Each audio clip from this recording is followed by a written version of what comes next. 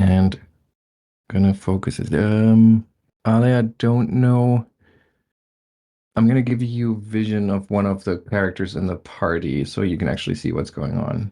Because I think otherwise you Extra just see notes. black. Black. Yeah, Yeah. yeah, that's what I thought. Make me omnipotent. I deserve that power.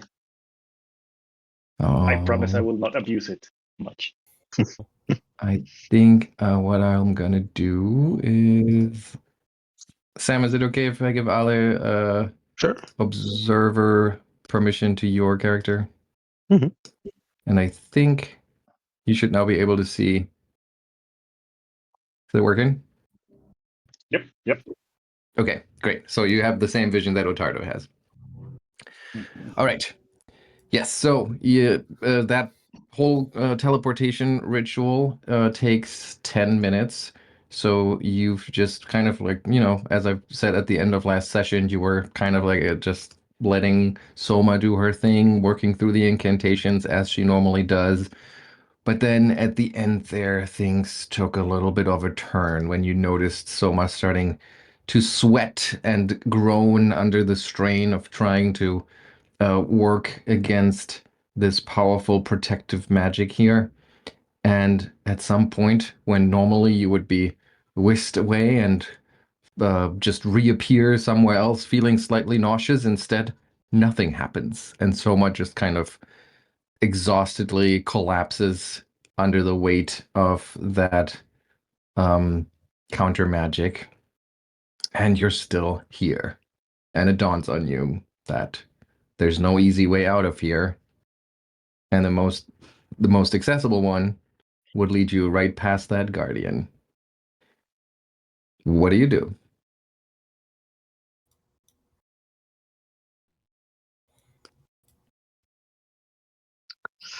Well, there's only two things, I guess: escaping through the pipes, or maybe. Hang on a second. I have to deal with something. We had a leaky pipe 2 days ago, and it sounds like now we have another one. I'll be right back. Sorry. No worries. That's convenient because we also have two pipes. Yeah. And there's like this snowpocalypse in the US at the moment, isn't there? Yeah, it's probably got like Oh, yeah. 4 feet of snow up there or something. I don't know.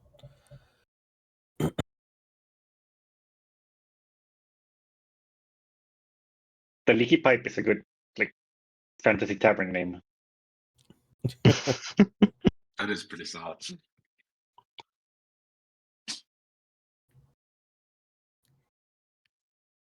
No worries.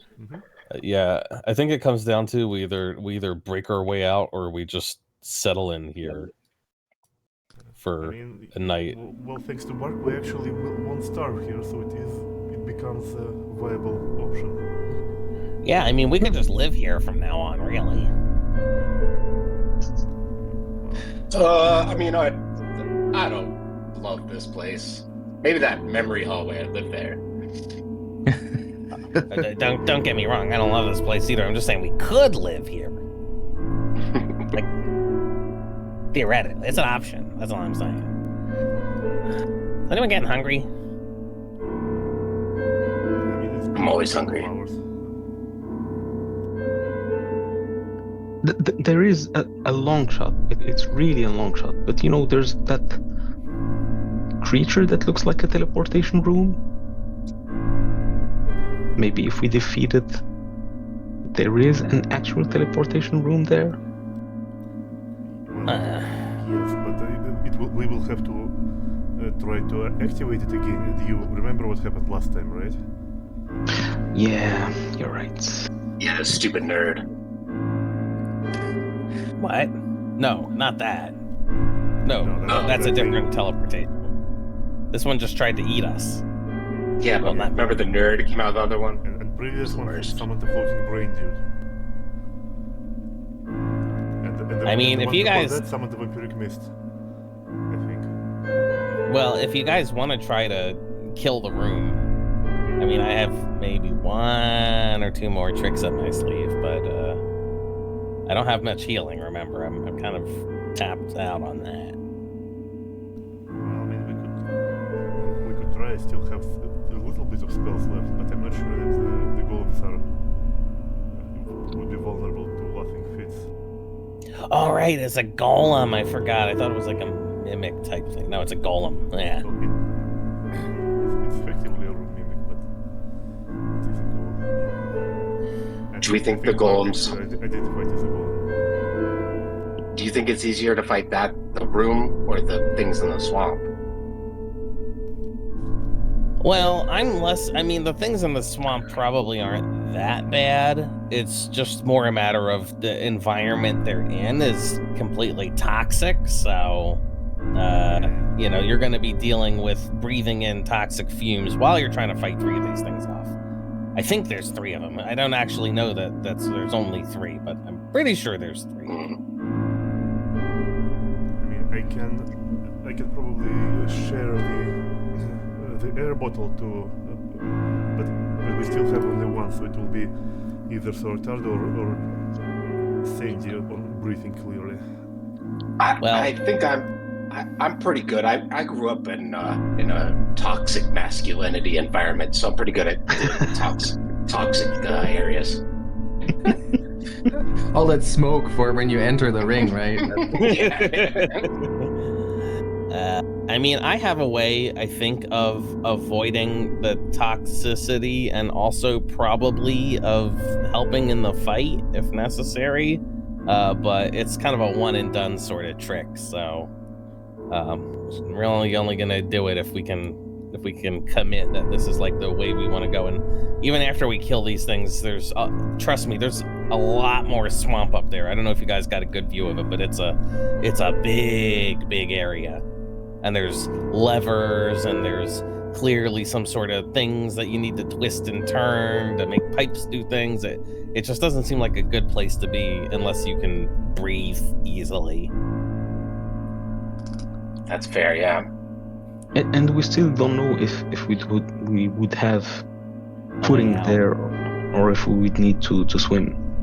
Yeah, that's true. I mean, it looked pretty swampy. I mean, it was all pretty much submerged, right, Simon? Or did it look like there were pockets of like ground? There's some vegetation sticking out, but no, that you don't remember seeing any like solid ground that you could step on. Yeah, no, it looks like a slog, literally. So It's the classic boot-sucking swamp bog stuff that fills the entire cavern. Could we maybe instead take a rest here, and That might be our best option. And you guys can refresh your spells, and maybe we can fly above the swamp. Well, I think this can be a valid way to go. Look, if we rest for a bit, I think I can also at least get us through these double doors to the north of us. I don't know about any further than that, but I think it's doable. Okay.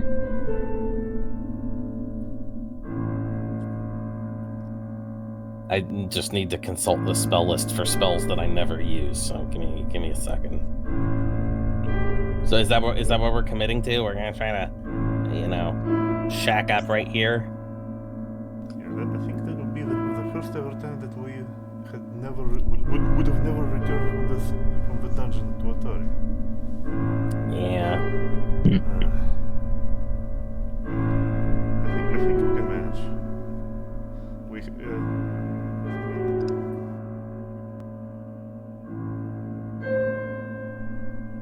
So you close the door. Mm-hmm. Yeah, with those doors closed, we have only these pipes as potential entry points. So, ironically, this might be one of the safer places to rest. Yeah. Mm-hmm. All right. Yeah, I mean, there is a little bit of an what is it called? Acrid whiff in the air.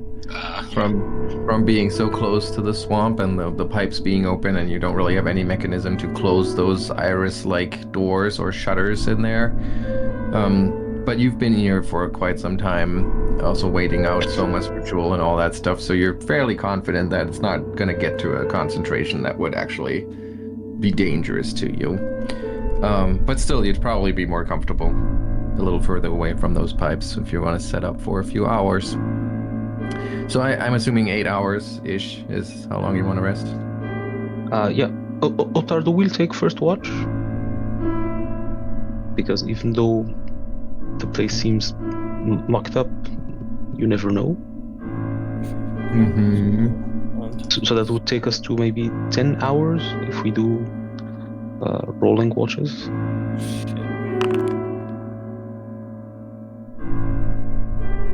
Okay.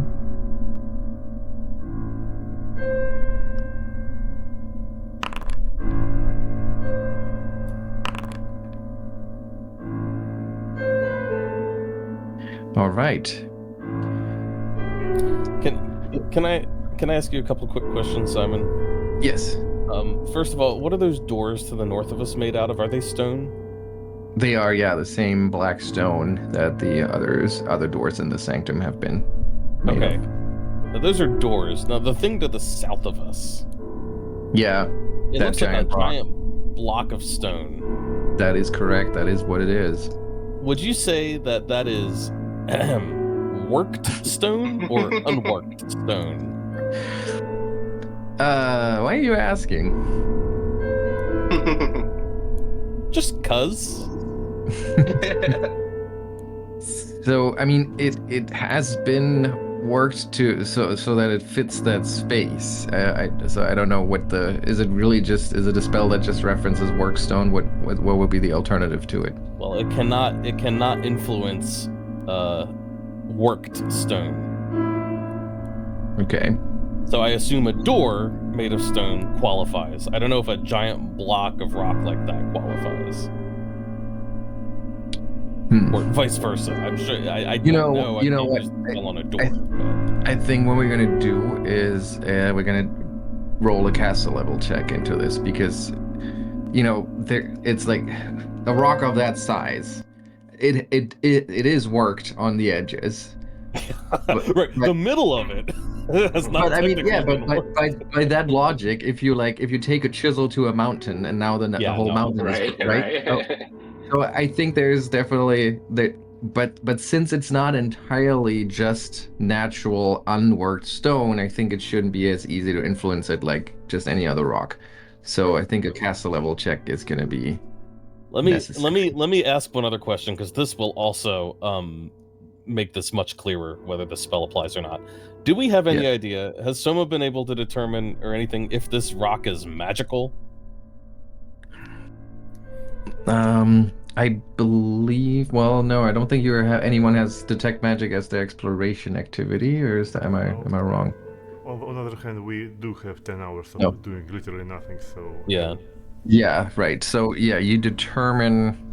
Well, first of all, you do determine that there's some magic in the area, and let me actually see how that works when you have overlaying effects here.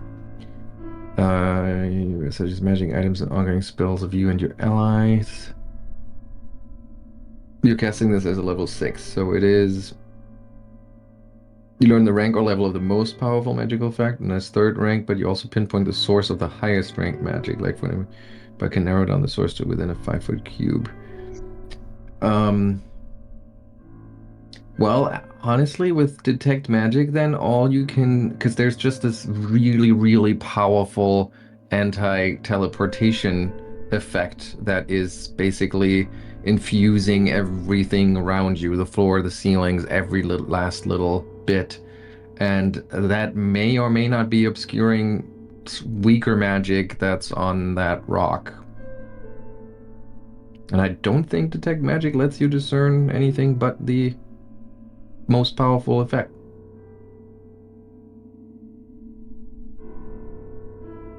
Anyone have read aura? But at level Yeah, I read my aura all the time. heightened at 4, it allows to pinpoint the source. Maybe that's already a clue to something. Whatever. Pinpoint the source of the highest ranked magic. Yeah, it's all around you. The source, All around. like, right? You know, the source is the temple, basically. Okay. And I guess by source they mean the origin, or like, yeah, the source of that magic is the temple. It's the spell that's been cast onto the temple. Okay. I got another question for you. We're gonna get out of this room, damn. We're in the bargaining stage. I get it. Yeah. How big are these doors? Each individual door, how big is it? How precisely do you need to know that? How is it roughly human sized? I think it is taller than a human. Let me get the ceiling height here. The metal tubes. Well, the metal tubes are just large enough for a human, but what about the main doors?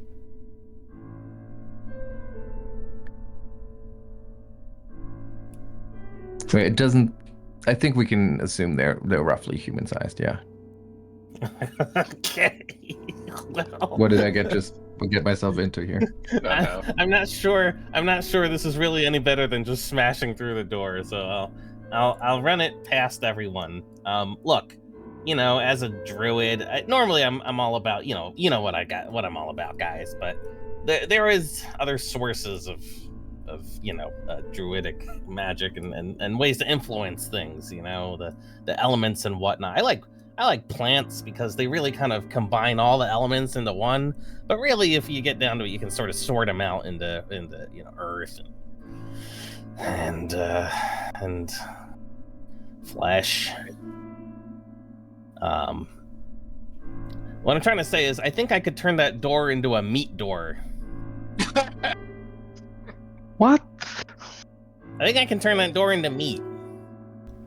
For food? Well, And then I don't know. Potentially, we could maybe like eat our way out or something. Not me, you guys. I'm a vegetarian, Well, but I know you guys are all about. but we will have to roast it first. I mean, we can't eat like the raw meat after all. That's true. Yeah, you're right. We would have to cook. But the point is, I think we could cook our way through the door. I might feel better about just hitting the sight door. of roasted meat door sounds intriguing. I mean, I suppose you can always just hit the meat door or cut it open or something, but But I couldn't do this until tomorrow anyway. I'm just speculating on my options. Also, possibly I could turn that big old block of stone, or at least part of the block of stone, into mud. But I'm not sure that that'll help. Maybe. It depends on how magical the stone is. If Sandy's gonna go up to the huge slab. Did Ottardo hit it? I can't remember if we hit it before. We didn't hit it. I think we tried to give it a push, and it didn't budge. Did we hit it? Can it be broken? Just like the doors might be able to? I think we determined that it has a very high hardness and hit points. Okay. I mean, we could just do that. I could just do it. Okay, don't turn it into mud. Fine. Ignore my meat door. I'm not sure if I'd feel better hitting a meat door. That feels weird. You hit meat all the time. I don't know what your problem is. Well, fine. I'm just presenting options, all right? If you guys don't want them, I'm just gonna curl up over here, and I'm gonna make my fruit salad, and I'm gonna come here, stick. Come here, stick. Get over here. I mean, I'm good with a meat door, but if it's not a high, powerful magic,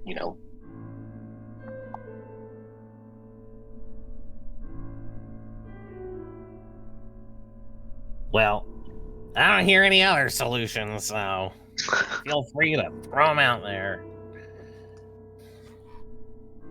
And so you spend roughly 10 hours on and off debating creative ways to get either further north or further south.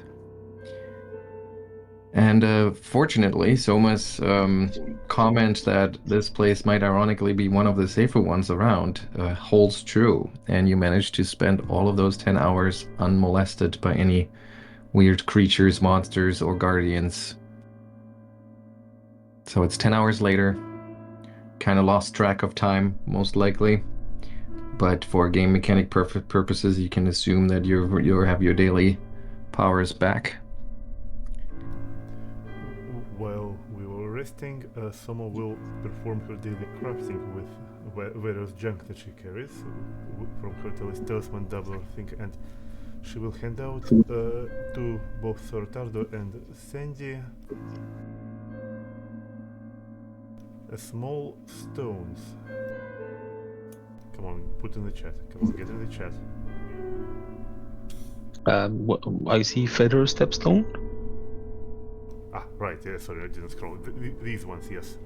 And, well, she will explain that, okay, just in case if we actually go, like, into the swamp, these things should help you at least once to charge those giant crustaceans. Because there is a small liberation spell imbued in this place, in this stuff, so it will allow you to traverse difficult terrain more or less freely, but only once. So did you get that too? Well, I can make only two, so it's only the guys who have to run to. Oh yeah, no, don't give it to me. Yeah, don't give it to me. I have, at the very least, I have Lotus Walk, so I'll be fine. Strolling. I'm gonna get rid of Speak with Plants because remember we determined that that's pretty much useless for me. Frees up a 3rd level slot. Where is? I'll take 2 Lotus Walks just in case.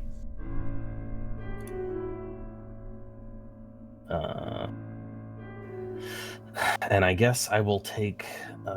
Shit. Hang on. I have to add it from the compendium. The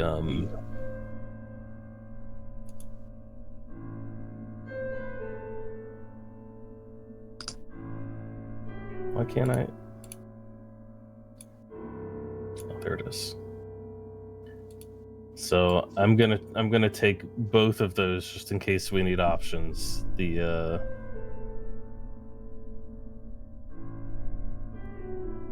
stone to stone transmute rock and mud.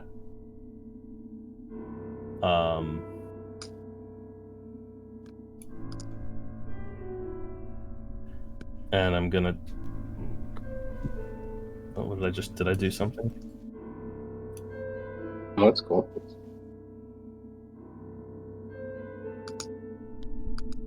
And I'm going to prepare that. And then I'm also going to prepare the stone to flesh. I mean, it's actually a really good idea because it gets rid of that hardness part, which is really the part that makes it so hard to get through that door. So Why am I having? Oh, shit. Okay, so I got the trade window with Sandy open, but how do I actually give him a stepstone? Yeah, I don't see how to accept it or whatever. Yeah.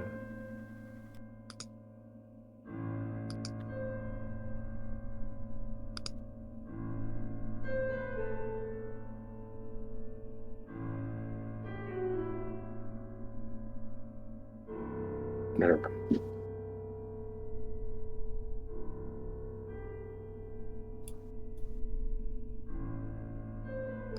Strange. Yeah, that's right. Oh, well. Never mind. Oh, I'll remember that I have it or add it. You know, I can help people fly. I never do this stuff because I'm so, I'm all about the plants, but there's a lot of things I can actually do if I if I care to look beyond the wood trait of the druid spell. Glad you're finding yourself, Bark. Well, I normally don't bother with this stuff, who needs to fly? But Well, All right, so you want to do the meat wall? so yeah. Would that be beneficial to anyone? Would anyone want the ability to maybe fly? I mean, if you can fly and I can cast fly, I think my fly lasts for 5 minutes. I think we could actually try to just fly away from the chulls. Oh yeah, mine's only a minute, but it's more flexible. You can do other things with it too if flying isn't helpful. So I'm just gonna prepare that just in case. I'm gonna lose Vital Beacon since nobody seems to use it, so... You're just not full I am... enough.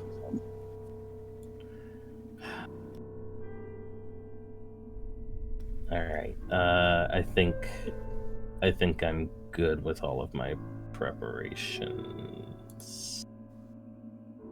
Yeah, I don't think there's anything else here that's particularly useful, so...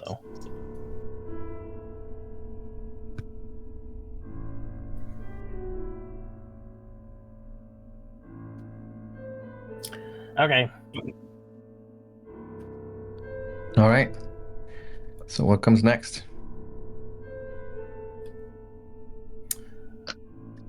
You want to do the Well, meat wall?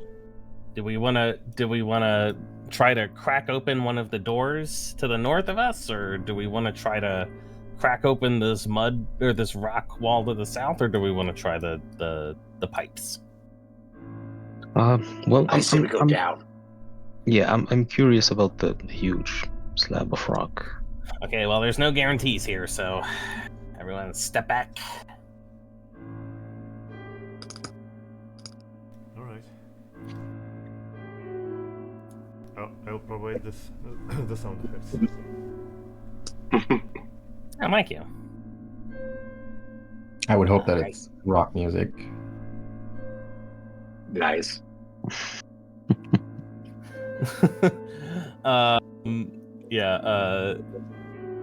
Bark is gonna plant his little paws wide, and then he's gonna slap his four paws together and rub them together. All right, here we go. And then he takes both of his hands and he thrusts them against the block of stone. And he goes, "Open sesame!" And he's gonna try to cast transmute rock and mud, affecting two 10-foot cubes, essentially going like straight back through the rock. Okay. Turning rock into mud or mud into rock. Choose one of these two options when you cast a spell. Mud to rock, rock to mud. You transform non-magical, unworked, and unattended stone in the area into an equal volume of mud. Wait, I should probably prepare something that lets me blast water too, so that I can clear out the mud. It's just gonna be a 10-foot cube of mud. If the lighting at least 3 feet deep, it's greater if the mud is deep enough. On a ceiling, the falling mud deals damage. It's creating a transform the mud as non-magical and rains until natural conditions cause it to dry up. Oh wow, okay, so there's no... It doesn't turn back. Nope, it's just mud. It's just mud. Okay. Alright. Let's see a... I do want to add the caveat that I do want to prepare some sort of water spell to go along with washing out the mud. I just haven't found which one it would be yet. Okay, let me see level-based DCs here. So you are now, or this should be a challenge of that level. Okay, we're gonna make that. Okay, I think I know what the DC should be. So can you give me I guess a counteract is the right way to roll it. So there is some sort of magic, I guess. Well, it's more about like I said before, it's not a perfect fit for the spell. So I think the counteract, even though you're not technically countering any other magic, but it's the right modifier essentially. Okay. Can counteract checks be aided? I don't. How would you aid this other than? Well, by moral encouragement. No, I don't think so. I mean, you do an inspire competence, and that says ally on a skill of your choice, regardless of the circumstances. So yes, with Inspire Competence, you could aid. Well, let's aid then. Even though it's not technically a skill check, but I'll allow it. Oh my god! What? I could also do this in the swamp. Why didn't I think? Oh my god!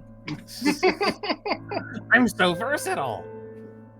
It's almost like druids and swamp is like a good. I don't even know how to roll it. What do I even roll for a counteract check? I always. It's a spell attack roll. It's the same as my spell. That's actually the better way to call that. Yes, but if that's the same, that's a good one. Okay, I think it's just this, that it's a +20. Oh my god! I'm gonna use the hero point.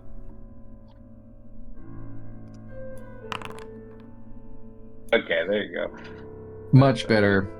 And yeah, like I said, it's not a perfect fit, but between your now pretty high roll and Somar's aid, I'm gonna say that there's enough of the rock that we'll consider unworked, so that yes, you see this like first right where your paws touch the stone, it starts to become malleable, and then radiating out from there, the black stone starts to turn like dark brown and muddy. But then something really creepy happens, which is that as you like push into the stone, instead of like water welling out of the mud as you squeeze it, there's this like dark red liquid that starts to ooze out. Almost looks like blood. But other than that, the spell works just as you would have expected it to. And you're pretty sure, I mean, you can't tell if it worked all the way through, but you see in front of you this like, what is it, 10 by 5 section of mud wall.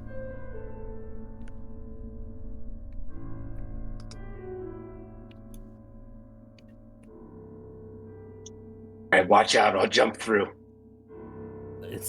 You're gonna jump through it's mud. I mean, it's mud, but it's still mud. It'll be cool. Watch. Are you really?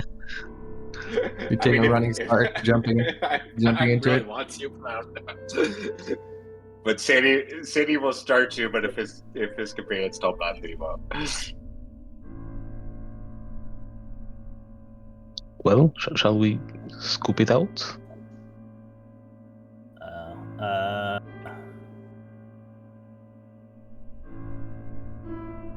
Well, I think I have a good solution for that too. I was looking for this. I was looking for this spell. I think I finally found the one that's the correct water spell I wanted.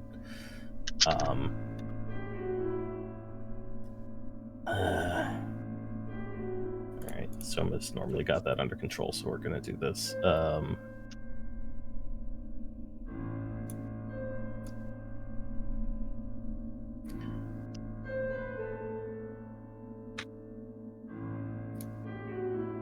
Sorry. Using whole aspects of a character that I've ignored for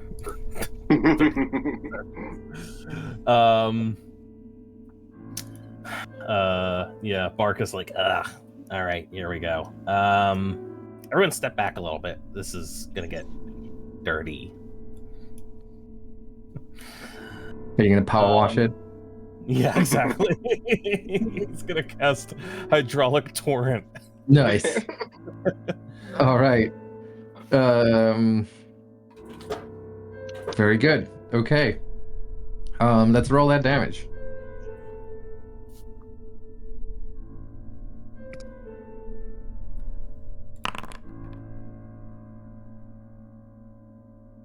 Okay.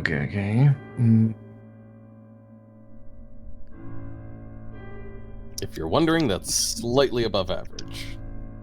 Okay. Yeah, so you cast that spell and you blast that section of mud, and that like red, dark brown mud just keeps flying everywhere. And You carve out a significant chunk of it, so you really like blast this large hole into it. Probably like already 5 feet deep into that whole thing, but there's still more mud left. All right, well, the rest is up to you guys. I did my part. All right, let me do my thing. Hey, Sandy, you ever do any mud wrestling? Let me do my thing, he says as he takes off his armor. Just every night. Just every night.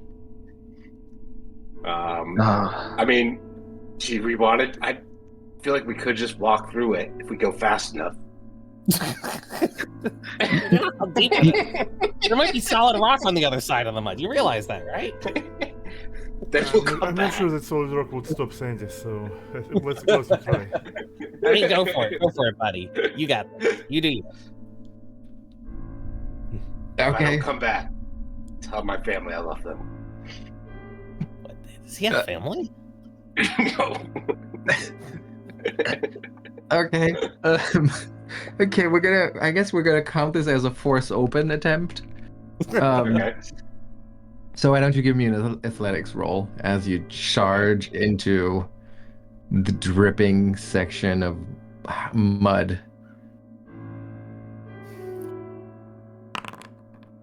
I'm gonna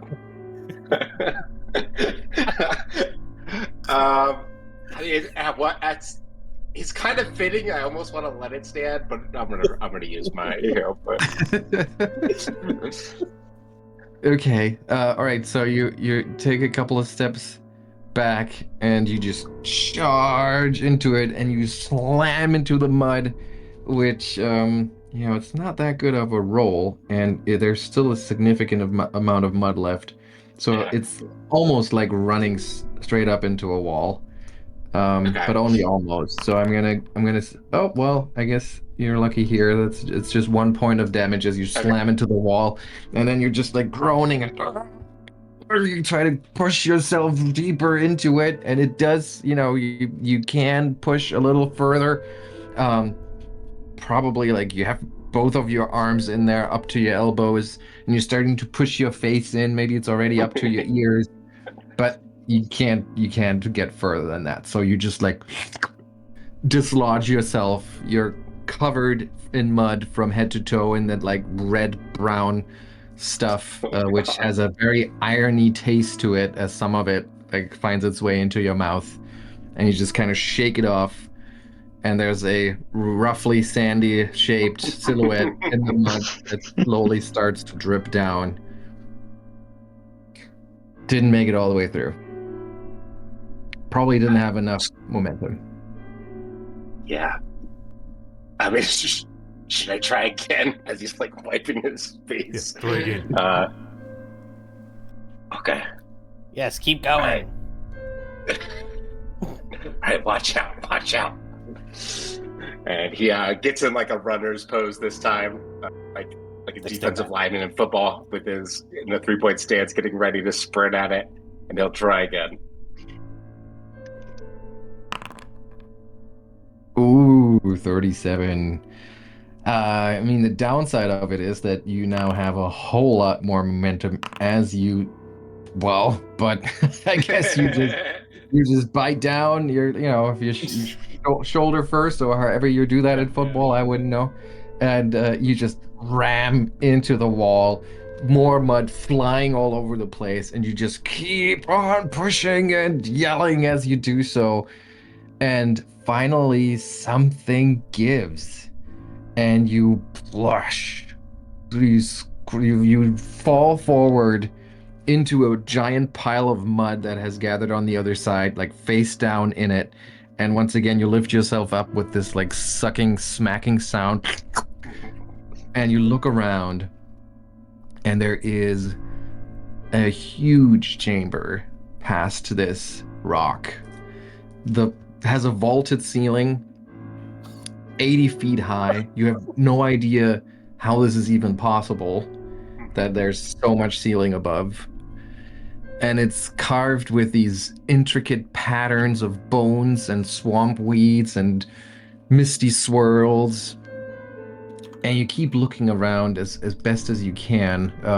I guess there's Souma walking up behind you, like shining her light through the sandy-shaped hole. And you see that to the south there is a huge dais, and on it sits a giant skull. It's the eye sockets are empty, but its visage is menacing. And the pedestal that it's sitting on this dais, it's carved into like crooked, cracked teeth. And what separates you from that southern part of the chamber, is what looks like a channel of filthy water cutting across the room. And it's coming right out of the walls, right from the base of the walls on the east. And it goes over towards the west. And you see 2 more doors leading west and 2 more doors leading east. And as you like pick yourself up, you look around, that mud sucking sound echoing in that chamber. And then you hear this or you feel this slight crackle in the air. It makes the hair on your arms stand up as deep into the room, the Guardian appears out of thin air. It just kind of shows up, and it looks at you. I'll just show you the picture again, just to drive home the point here. It looks at you with its empty eye sockets, and it's kind of a weird scene because it's right in line with that giant skull behind it, which just gives this even more of a menacing quality. And it looks at you, and you can just feel its judgment on you as it whispers, "You failed. You failed the test. You are unworthy, and you will be destroyed." And here we go. You could talk this whole time? I mean, he did whisper our names, so... No, That's okay, right. I didn't know that. Okay. Yeah, but he never That's responded brilliant. to anything else. Yeah. That Wait, just yeah, wasn't finally. interested. You got a response from him. Okay, so we'll have Sandy start prone. I think that's fair. Yeah. I mean, it kind of And- seems to be like we actually succeeded a lot more than he anticipated. Yeah, just not in the way that you were supposed to. He's just bitter. Okay, so let's roll those dice. Here's the initiative. Wait, there we go. And Bark, you are the first one to act. Oh, goody.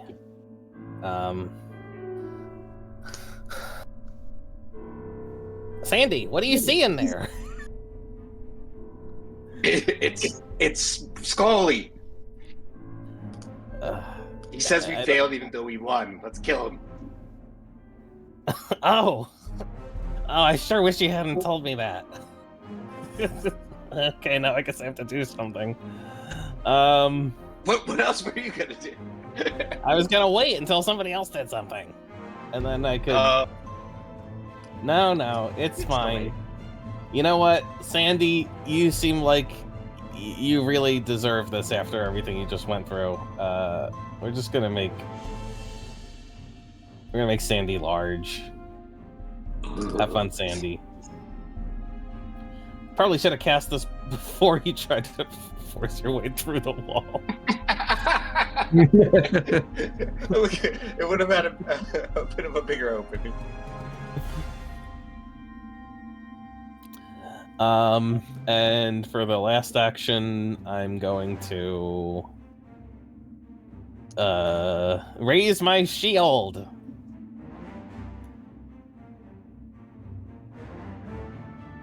That's me. Stick. Maybe get behind that wall for the time being until we know what's going to happen.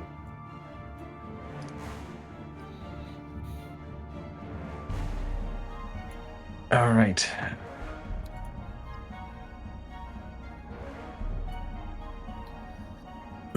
Okay, it's the Guardian's turn. Let me just make sure that I have everything that I need to know here. Okay. Yeah, as the Guardian steps forward, you can hear its like sibilant whisper as it calls out and says, "I know you are pretenders. I knew it. Defilers. You should not be here." And then it steps forward 10 feet. What's its speed? Got it here. Okay. And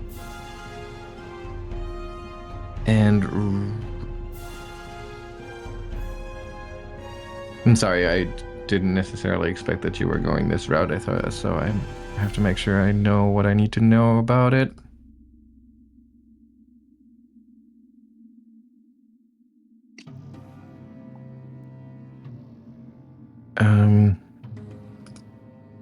Okay, yeah, so it walks up to the edge of that channel there, and then it casts a spell. So I need everyone within, there we go, a 30-foot cone, which I guess at this point is only Sandy. But Sandy, I need you to make that will save. You succeed, so you can't use reactions. You must attempt another save at the start of your turn. And when you... Oh, I see. So, hang on. You're not slowed right now, but you have to do another one on your turn, and if you fail, you're slowed for that turn as you sob uncontrollably. Yeah. So I guess Sandy, you lying on the floor, and maybe it's just the overwhelming size of this chamber here, and the rebuking words by this guardian. It really makes you feel like you failed, like you were, even though you never were trying to get into Nimbleoth's good graces, it somehow makes you feel as if you were, and you failed miserably. All right, that's the guardian. Souma. Okay. Well, let's do the usual thing. Let's inspire the best in everyone, although I think it may be better to inspire courage in Sandy, but Sir Ottardo will do that shortly. Let's make it lingering.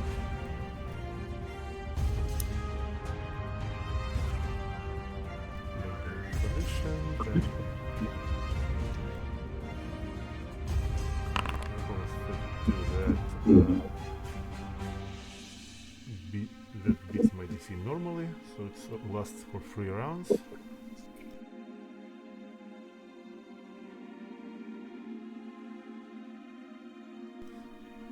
Then someone will follow Sandy.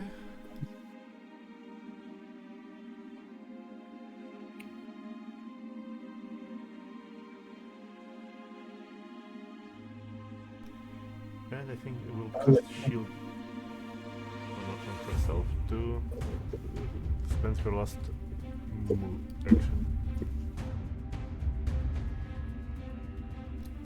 Okay, that will be it for now. All right, Sandy. Okay, so I have to make a save first to see if I'm still at the one. Yep.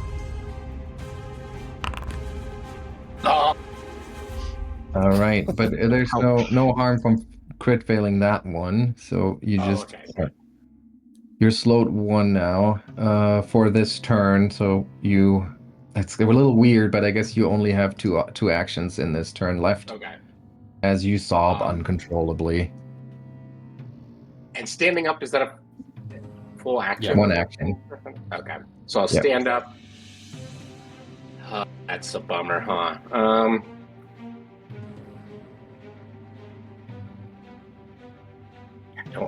I can't get to him and swing. Keep in mind, you do have reach now since you're large. Oh, right. But I still. Yeah, it won't help, but you have reach. Unfortunately. I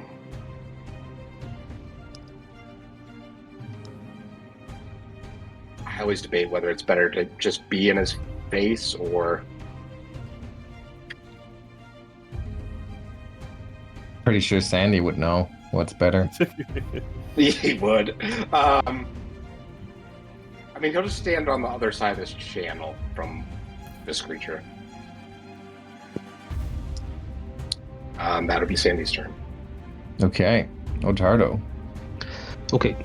So Ottardo is going to raise his shield and rush forward towards the skeleton while yelling, "Why wouldn't you just talk to us?" Nice.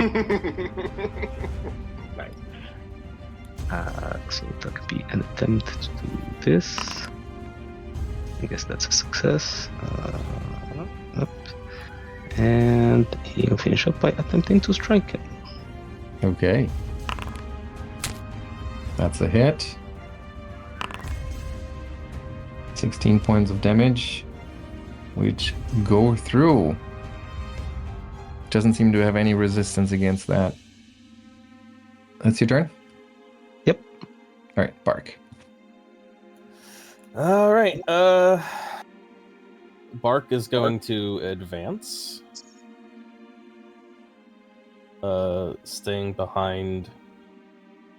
What's my speed? Is it 25? Yeah. Staying behind the big brave heroes. And he's going to make a recall knowledge check. I don't know if we made one of these before, but he's definitely going to try to understand. This thing's a spellcaster, so like, what is it? Yeah, go for it.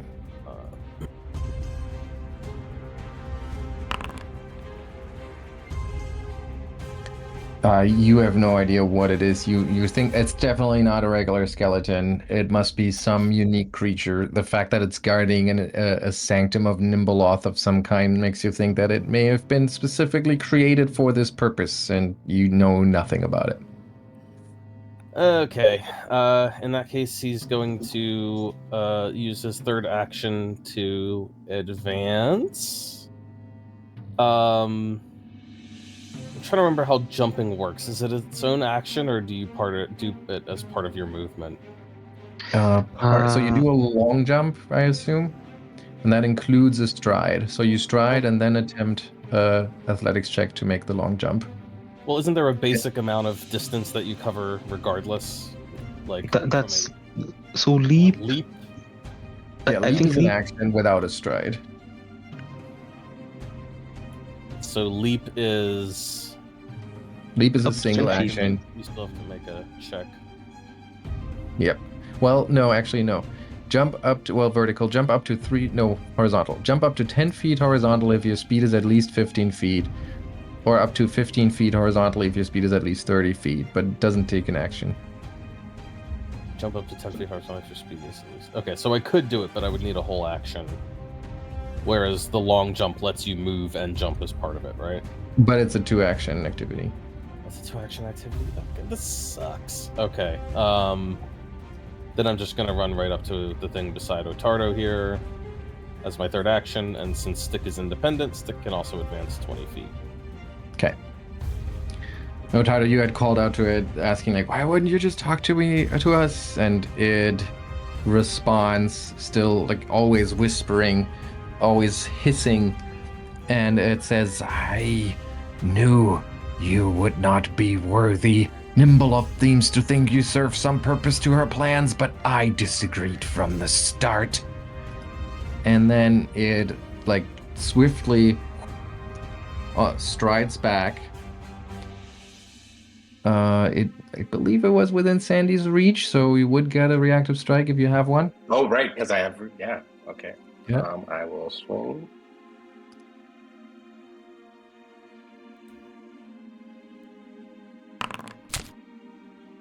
Oh, that is a hit. Solid hit, but not a crit. Ooh, 32 points of damage. Yeah, you crack some of ribs as it tries to get out of reach of you, which it then does. And it casts another spell. Waving its skeletal hands around, like you can see that its fingers moving through the air starts tracing black shadowy lines into the air of this room, and those lines seem to thicken and get more solid. And it just at some point like plucks them out of the room and then tosses them your way as it shadow blasts. It chooses a 30-foot cone here, which should get everyone but Souma. So I'm gonna. There is no safe, interestingly. Yeah, there is no safe. Oh. So I'm just going to roll that damage. That is weird. Is it just wrong on the sheet here? Oh, well, What does I guess that shadow explains it. It's a underwhelming amount of damage, but each one of you takes 18 points of damage. And I get to choose what kind. It chooses force damage. Kind of surprising that after like over a year of Gazel using shadow spells, now shadow spells actually don't need to be disbelieved. Right. Well, because it was always kind of weird that you had to disbelieve because the shadow plane is real. So anyway, and it has a fourth action, which it uses to get away. That's bullshit. Ah! Oh, I have it here in writing. Quick question. Souma. Is it like walking or floating or what? It is making the movements of walking, but you get the sense that it's just kind of for show. It's actually hovering. Fake walking. Yes, exactly. It's hovering It's just above moonwalking. the- Yeah. All right, it takes a little bit of vitality damage from Ottardo's earlier attack, but then it seems to shake that off, and it doesn't seem to be particularly vulnerable to that. There goes my hopes to vitality blast him. Okay. I mean, you can still vitality blast, it just won't be very, very good. Not really. I mean, I think the lash is only 30 feet hard range. So, in this case, Souma will have to join the line. Oh, hang on. Actually, sorry about that, but it actually didn't seem to take any damage from that vitality rider. Oh. Yeah. Well, It's kind of funny. It says that it can choose whether or not it takes positive damage. I guess I'm going to choose not. Yeah. Choose whether you want to take damage. That's all.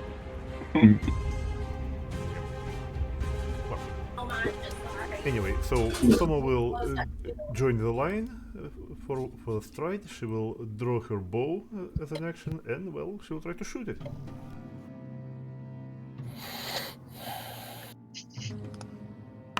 Go for it. And your shot goes wide. All right. There goes your turn. All right, Sandy. Okay. So I have 40 feet of movement. Do I need to? I guess this channel. Can I just walk across it? Yeah, you can try. Like I have to go through the water. Can I? I guess my question is, can I get there in one action any possible way, or do I have to use two? The leap action is just one action to jump 10 feet. Yeah. Okay, so I'll just do that. You have to leap I'll across. leap, and then I'll move. Yeah. And I'll try and get behind right here and swing. And I'm gonna remember my silencing strike this time, like I did it last time. If I hit. No, let him talk! No, I want you to be quiet again. What the hell is that? That was just it's the actual playlist kicking in. Wow. That's a hit for 40 points of damage, which it takes in full. So you swing your holy maul here and you crack ribs all over the place. It is spirit damage, though, not positive. Okay, so it takes that in full. And then it has to do its fortitude save, which it succeeds at, so it's unaffected. Alright. Okay. Ottardo. Okay, Ottardo will leap, and then I believe he does have just enough movement speed for a defensive advance. Yes. Yeah, that is a strike. You can't substitute for something. Okay. That's a hit. 17 points, but how many of those are vitality? Oh, that's the rider. Okay. So it does take the bludgeoning damage. It won't take the vitality damage.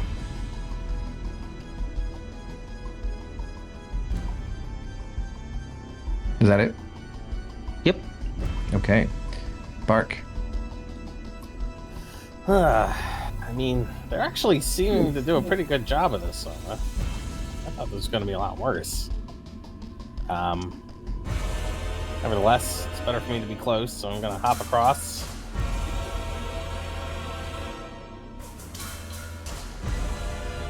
Hop.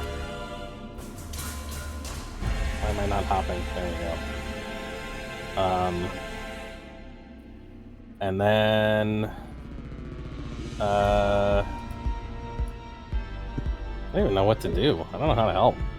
Can't vitality lash. Is it silenced? Nope. No, Oh, that's bad. Okay, I guess I'm just gonna give an order to stick because he's kind of falling behind. So stick. 20 feet.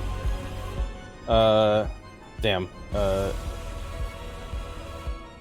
What is Stick's strength? Can Stick long jump across this?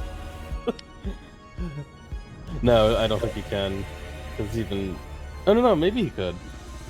Hang on. Long jump. Don't fall in, Sticks. Stick. The river Athletics sticks. check. If you didn't stride at least 10 feet, you automatically fail your check. So it's just DC 15.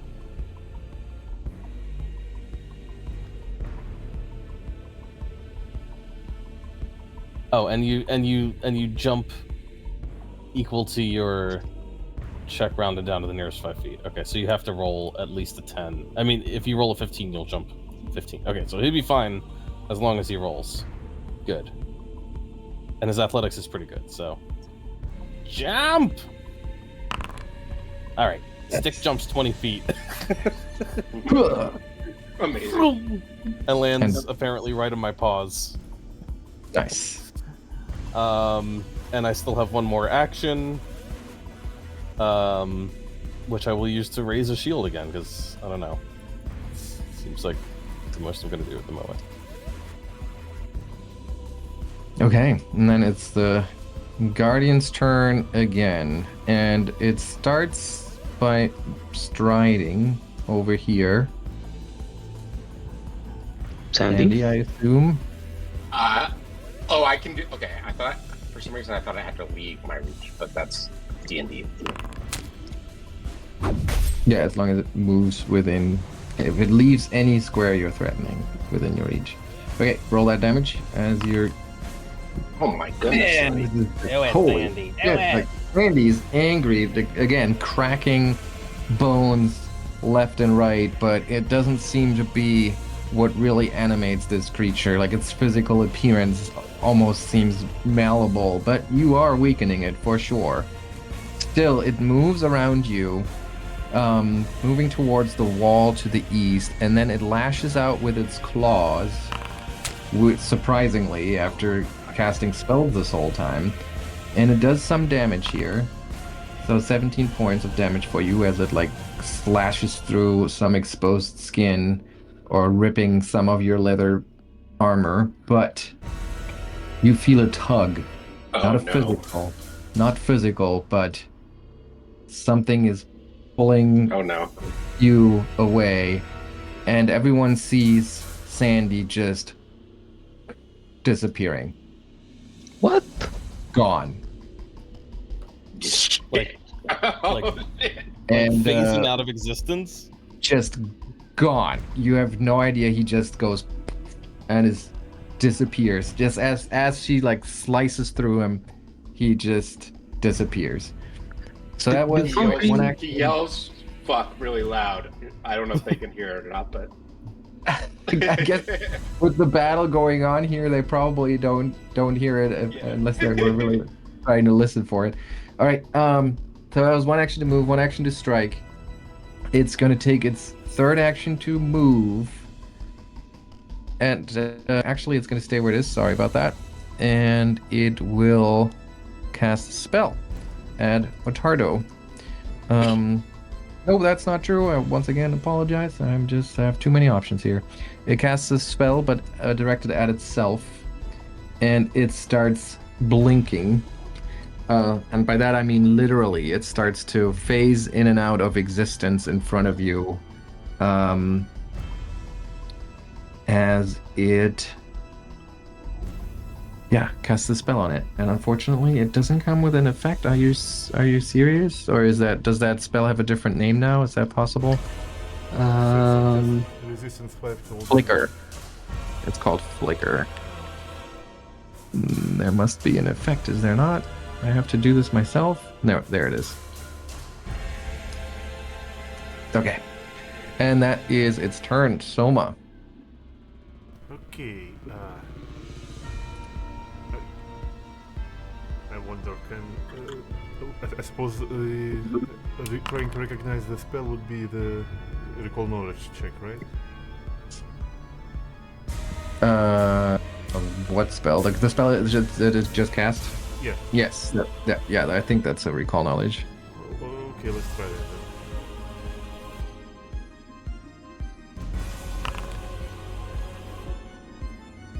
I remember to find out a button for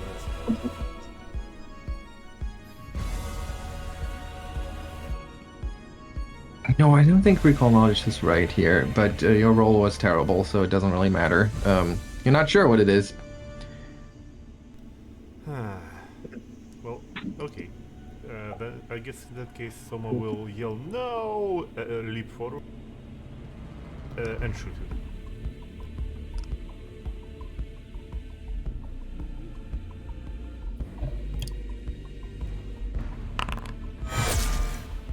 Whoa! I guess that really, like, Soma's really worried about Sandy here. Yep. Doing 12 points of damage to the creature, against which it is now somewhat resistant. It is the target of the critical hit is adjacent to a surface. Adjacent to a surface? Oh yeah. Gets stuck to that surface by the missile. The target is immobilized and must spend an interact action.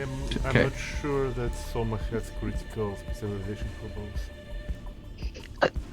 Wait, it would show that even if you don't have it? I don't know.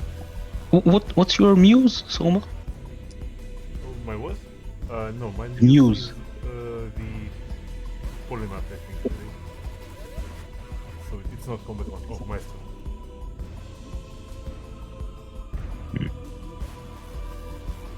Okay, so you're saying you don't have that critical specialization Yeah, effect? I don't think it's supposed to work that, yeah.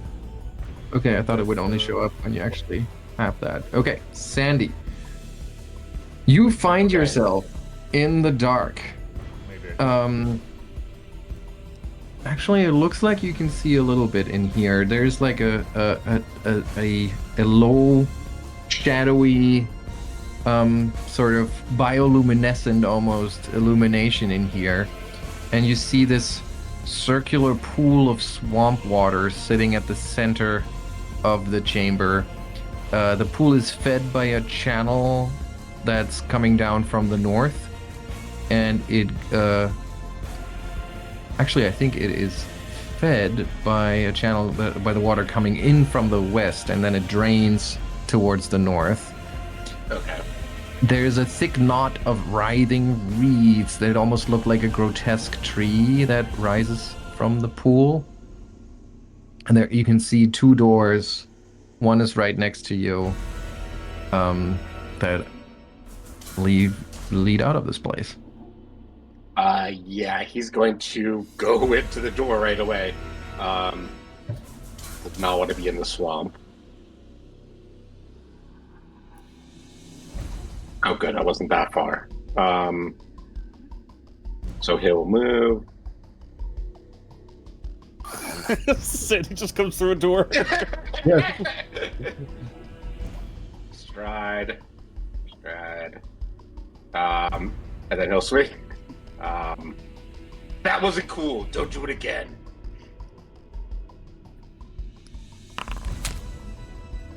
You say, as you strike her, let's see that damage. Whew, 38. Well, now only 28 of those go through. But yeah, another cracking blow to her body. And then it's Ottardo's turn. Opening a door. Yeah, okay. Yeah, open door is an action. Yeah.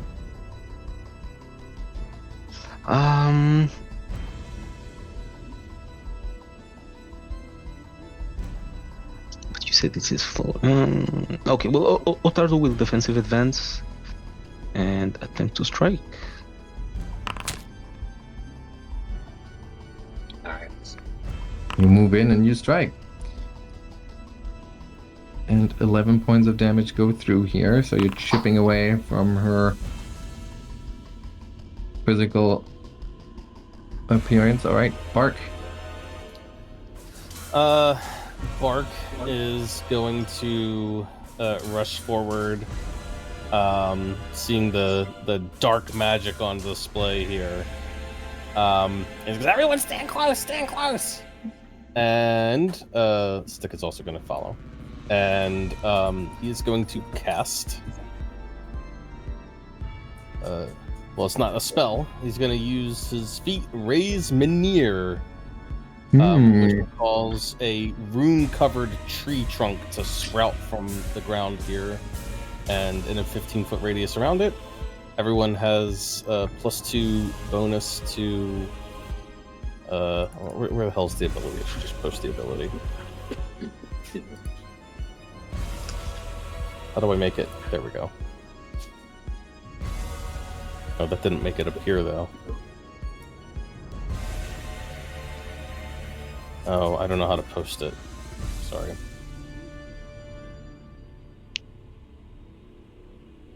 I will put the area down, though.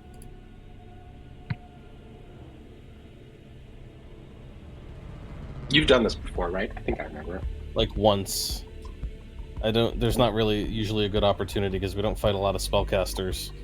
But yeah, and he's gonna pick a cult because this thing seems pretty. Nibaloth is a cult. It's a skeleton. A cult feels right. And yeah, basically everyone gets a +2 status bonus to their saving throws against occult effects, as long as you're in that area. Rude. That's your turn? 1 to move, 1 to cast. Isn't it 2 to cast? Raise Menhir? It's not. I'm sorry. It's not casting. It's an ability. It's just. Oh, okay. Sorry. It's just an action.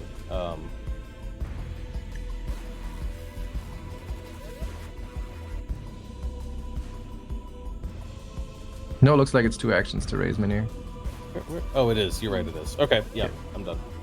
All right. Then it's the Guardian's turn, and it. I'm gonna put Stick where the Menhir is, just for reference. Okay, so it steps up over here, and then it casts a spell, which will trigger Sandy's reactive strike. Okay.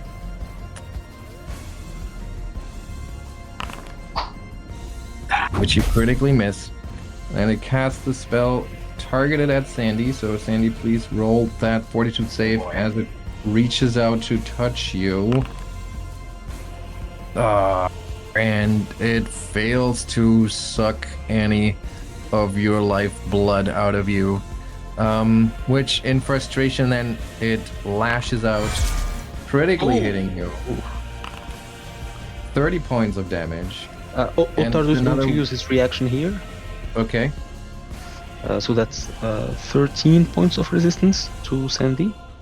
Alright, so that brings down another 13. Oh, and you hit the guardian. Hold on, I need to keep this there.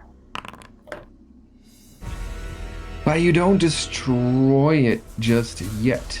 What is this here? Persistent damage spirit. Okay, that remains. So you don't manage to destroy it outright, even though it does seem near destruction here. But do we? Where's the will? There it is. I Will failed save. again. That's a failure. So you get shunted into that room once again, and that was 1, 2, 4 actions. That's right. And you're wondering, like, why does it keep doing that? This is really annoying. And you like get ready to charge out of the door and join the fray again when you hear a rustle amongst the knot of reeds in the fetid pool in the center of the room.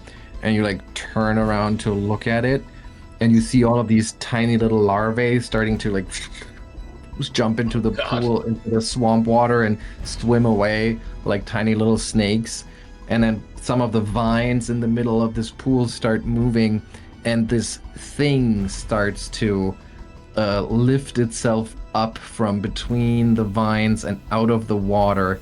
It's this grotesque mass of just a mix of an amphibian with weirdly human-like feet and then tentacles that look, like, I don't know, just like vines. But the most horrifying part of it is clearly the head, which is just this undulant mass of what appear to be shifting, slimy, transparent eggs that are filled with writhing larvae. Gross. And so you see this thing emerge. Thankfully it's just medium sized, so it's not that huge, but its long tentacles certainly have some reach. So it takes a step forward here, splashing through the boggy pool, and then it lashes out at you with its tentacles.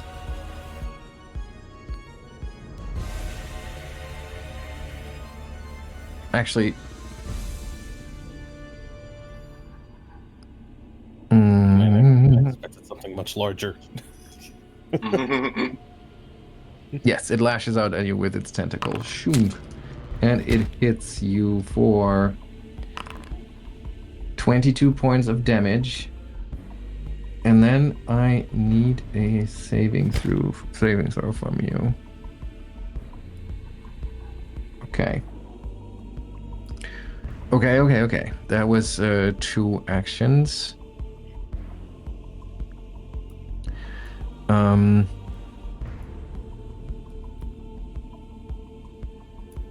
Okay, and one more tentacle swing goes wide. Souma, your turn. Okay, let's spend 1 action to draw a wand and another action to cast 2 action worth of magic missiles from it.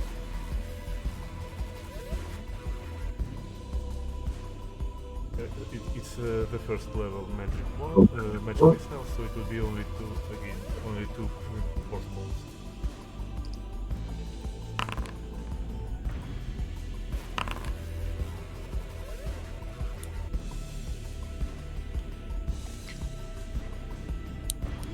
So it's 5 points from the first, and then another 3 from the second. Yep. Okay, it takes those and still survives. Okay. That's unfortunate. And it's Sandy's turn. I think in Sandy's mind, he wants to finish the other guy first. It's like, I'll come back for you.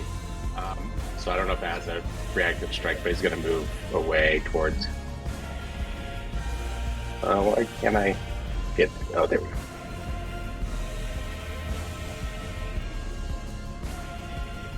And then he will swing on this guy. There's company in the other room. All right, and your holy maul connects. Let's see the damage. And you crush your weapon through the strange skeleton's chest, destroying all of the bones there. And its skull just goes like clunk, clunk, clunk, clunk, clunk across the floor as you destroy it. It's just Hey. dead, probably, right? Maybe? There's some nasty thing. I don't even know how to describe it. Another room. I know. Step out of the doorway just so other people can see the nastiness coming. And that is 3. Okay, Ottardo. Okay, Ottardo is going to move up. Oh, okay. Ottardo somehow imagined a massive thing coming. He's almost disappointed. It's really gross. It is. I will take your word for that. Ottardo will ready an action for his...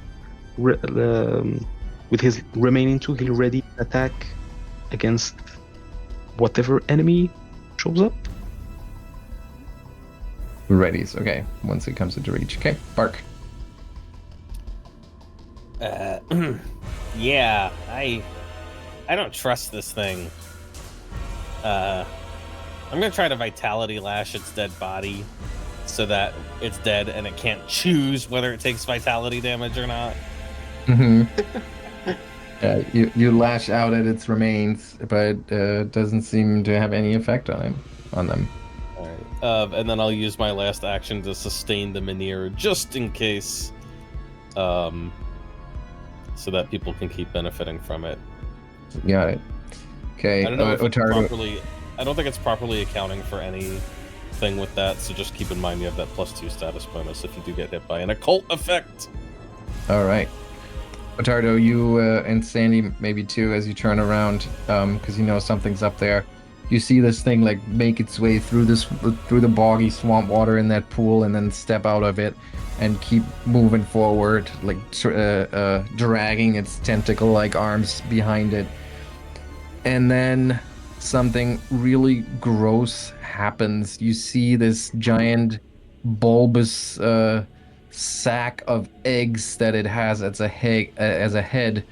It starts like pulsing, and you see some smaller ones start to pop, and some of the larvae like plop down to the floor.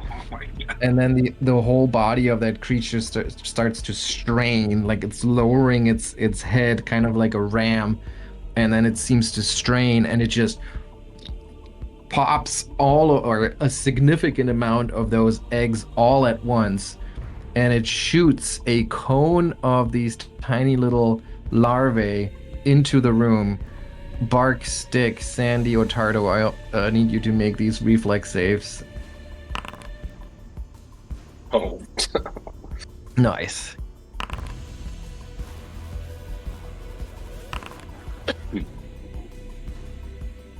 And I'm assuming Stick is also around, so okay.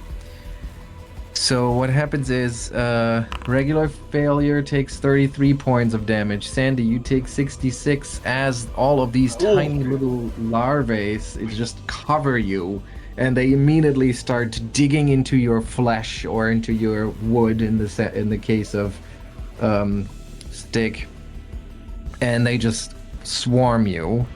And everyone who does take damage needs to...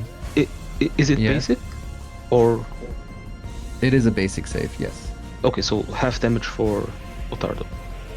Oh, yes, you're right. That's correct. I should have said that. And everyone who takes... anyone who takes damage, whether you're saved or not, also needs to make this fortitude save, please. Okay.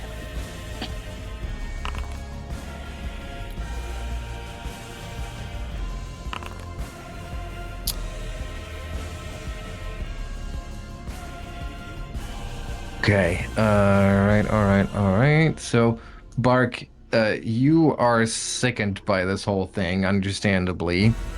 And Stick is even worse. Stick, you become fatigued and really sickened by it.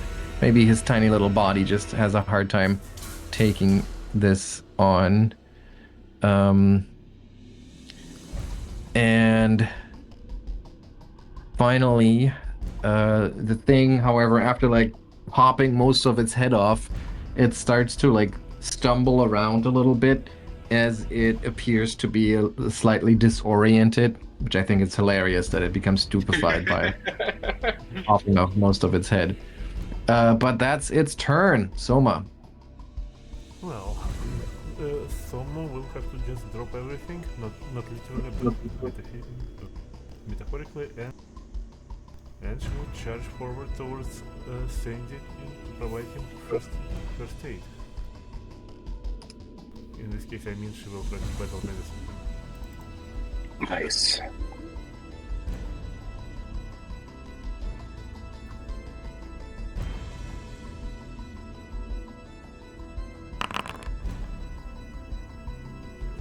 That's disgusting. Thank you. Try to pry the disgusting larva from his giant wound before he shrinks, so it becomes much harder to do.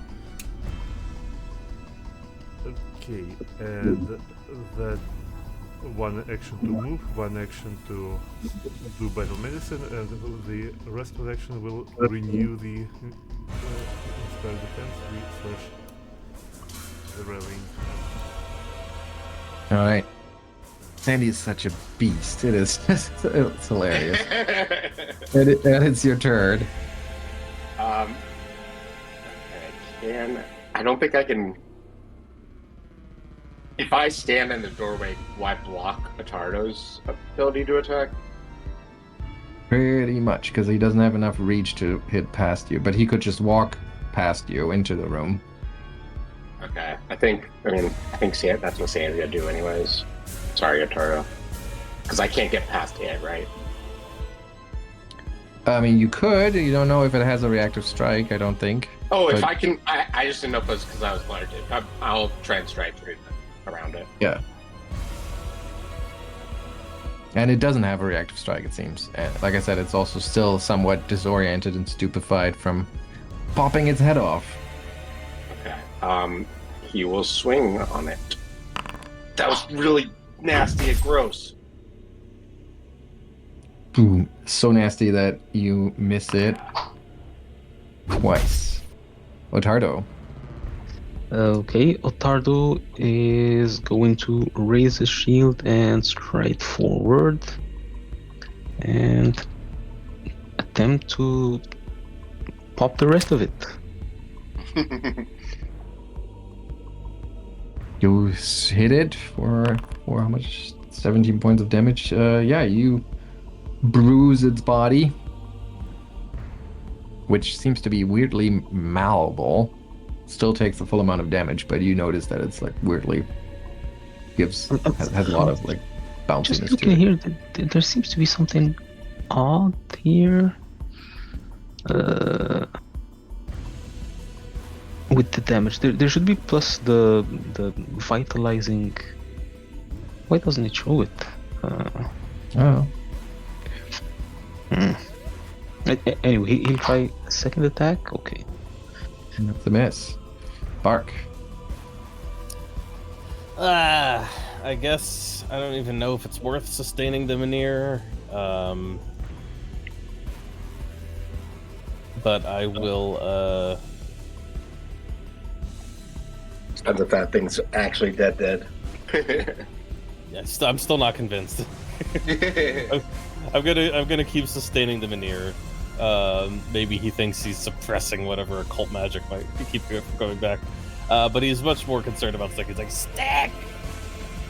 Stick! It was a bunch of boar beetle larvae. And he's gonna lean his back against the veneer and start, I guess, coughing up larva that got in his down his mouth. What do you have to make to retch? Fortitude save? Well, yeah, to retch, it gives you another fortitude save against the DC. Oh, right, against the DC. Okay. But I can tell you, hang on, because this is a special situation where you try to retch and you try to get it out of your system, but you can feel some of those larvae have made it somehow into your body, and until this is thoroughly taken care of, you feel like you can't deal with it. So, in other words, you cannot remove the sickened condition. Well, that's through retching. Okay, well, that's real bad. 1, 2. Okay, then I guess he's going to get closer to the situation with this third action. And make sure Stick follows along. And that's about all he's got this turn. Okay. The creature... let me see how long that... Okay. So the creature starts to get its feet back underneath it, and you can already see like many of these little larvae start to crawl up from somewhere inside the creature's body, and new eggs form like little pustules very quickly. The larvae is like sneaking in there and rolling up. It's almost cute in how gross it is. And then it will lash out with its tentacles some more. How smart is it? It is actually relatively smart. So I think what he's going to do is step into the swamp water here and then lash out at Sandy. Striking once, striking twice, hitting once with the second one for 22 points of damage. Reacts here. He is going to take a step, grant Sandy 13 points of resistance, and attempt to strike. Miss. It's a miss. Sandy, yeah, you some damage goes through, so you'll need to do that fortitude save. Okay. Doesn't he also get a reactive strike, or? No, it was a step. No, it's stepped. Oh, a step.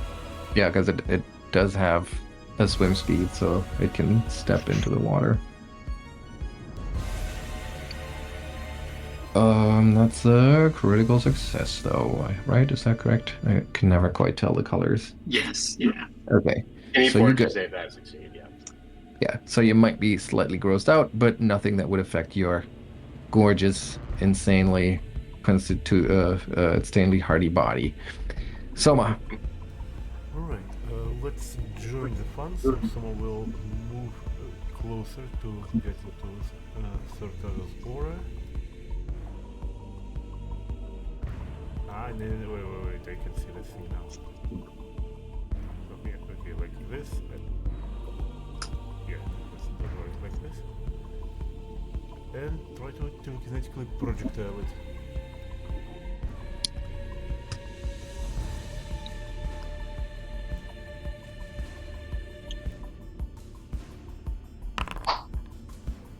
And the little marble goes flying through the room, lands somewhere in the swampy water beyond. Sandy. Okay. Sandy is going to just swing at this thing. Better not pop again. Whoa, 40. Okay, that's a critical hit. You bring them all down on the writhing mass of larvae eggs on the creature's head. 72 points of damage, which to your shock, like it pops quite a few of those egg sacs, but not nearly as much as you would like. When you critically hit an enemy with a strike, that enemy is frightened. Okay, hang on though. Immune to mental effects that target only a specific number of creatures. Well, I don't think that applies here, so we're gonna count it. Target is knocked prone unless they succeed at a fortitude save. Fortitude save, let's see it. Succeeds, okay. So it's firmly has its feet under it. All right. Anything else? No, that was oh cool. Yes. Follow-up attack hits. And now you work the body here for 37 points of damage, clearly badly injuring the creature, but it can take a beating. Yeah, he's gonna go for broke. One last desperate swing, but it goes wide, and then it's Ottardo's turn. Ottardo is going to defensive advance, attempt to strike, and follow up. Bark. Yeah. He's just gonna do some healing. He's gonna give a command to Stick. Stick will grab Vial and administer to Sandy.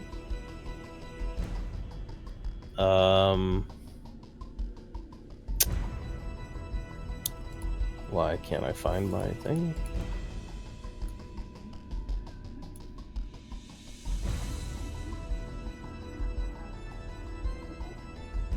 There we go.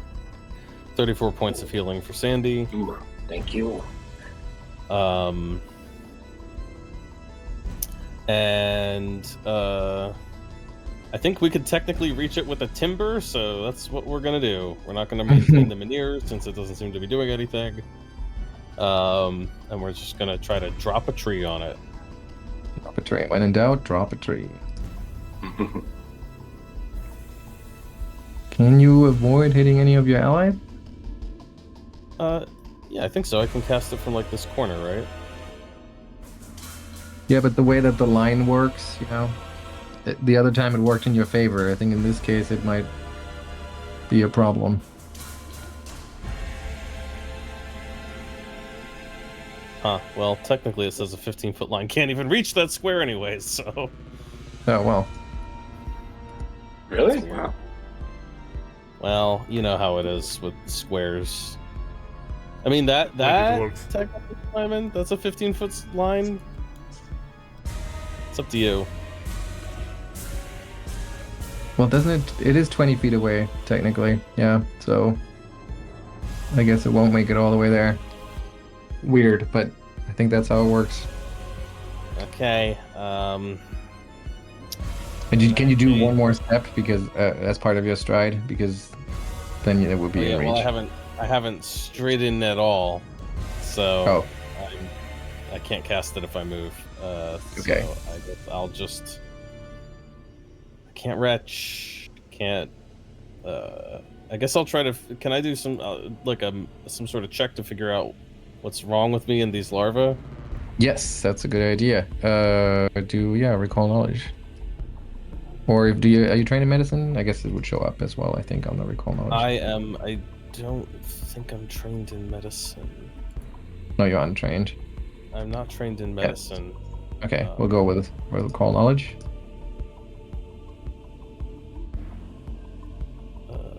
Yeah.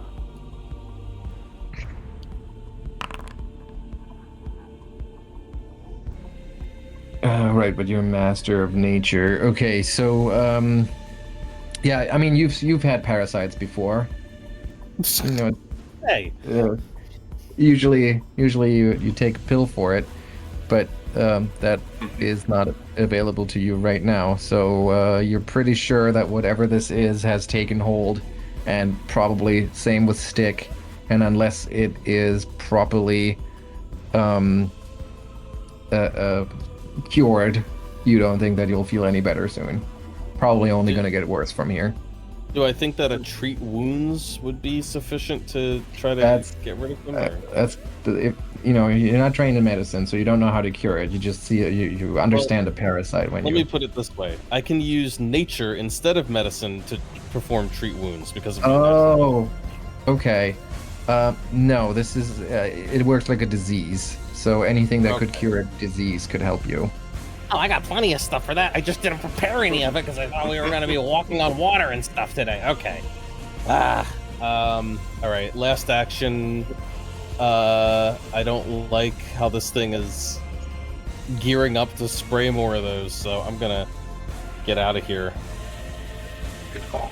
And unfortunately, I can't bring Stick with me. They're like, Stick, just stay out of the way.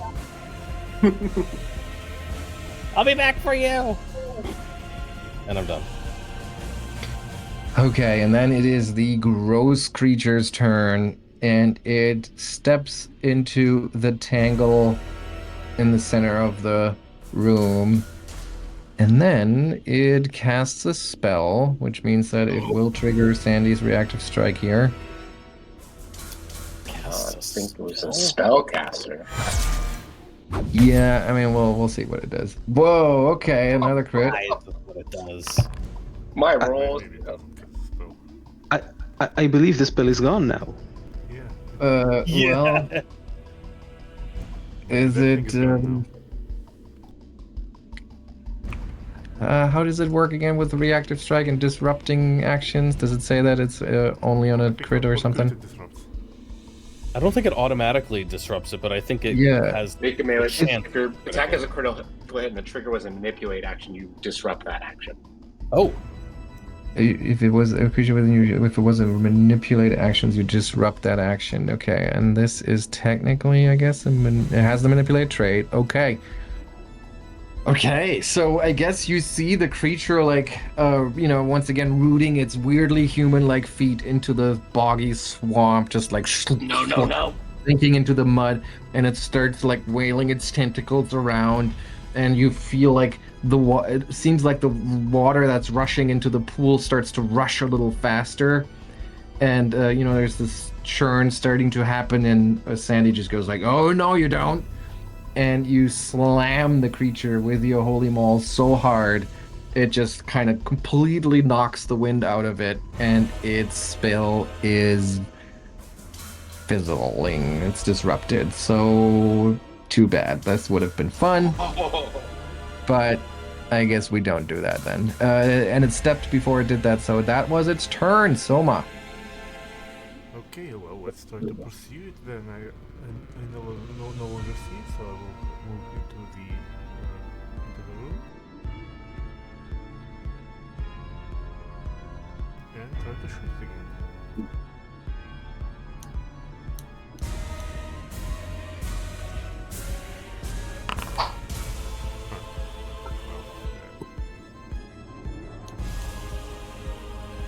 Yeah, and once again goes wide. Sandy. Okay, Sandy's gonna try and continue his assault on this creature. Can reach from here, right? This is Sing it once. twice. Sing it twice. And for good measure, I'll miss the last one. All right, Ottardo. Ottardo will do the same. I thought you wanted. Nice. Okay. Yep. That's a hit. 15 points of damage that go through. Hardly a scratch on that creature, though. That's a miss. Well, he wasn't hit yet, so he'll try third strike and miss. Okay, that misses. Whoopsies. Bark, your turn. Still concerned about sprays of parasites.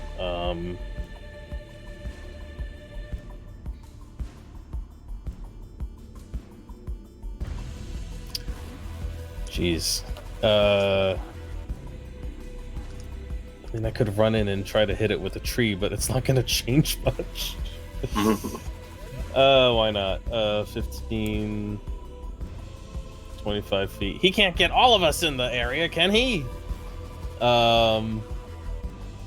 Wait, can I hit him with a tree from here? I think I can. Right? Yes, it's 15 feet away from where you are. It's so weird. Okay. I'll try to timber him.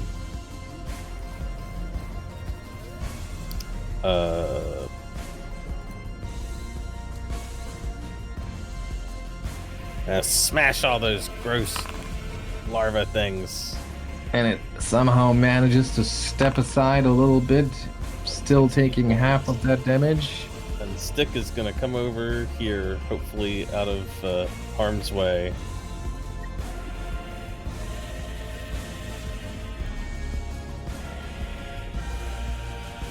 That's it? That's it. All right. It steps further into the swamp and then once again lowers its head, and you see the horrifying display from before as at first just a couple of them and then all of them at once go spraying larvae over all of you except Stick. Basic reflex save here for everyone. Outstanding. We'll build this one. There we go. Oh wow, look at that. I kind of want to hero point this one. Yeah, It was okay. pretty brutal last time.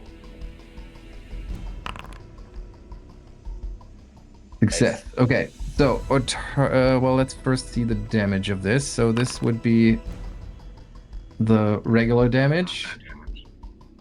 Basic save, so half damage for those that succeeded.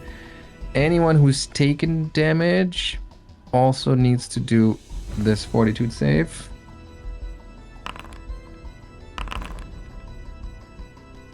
Oh no. Sandy and Souma. Okay, Sandy and Souma, you are both sickened as the parasites take hold, and the thing is once again stupefied. And then it's Soma's turn. As it like tumbles around in the swampy pool. Yeah. Well, someone tried to hide Sandy and it didn't work, so... Let's see how...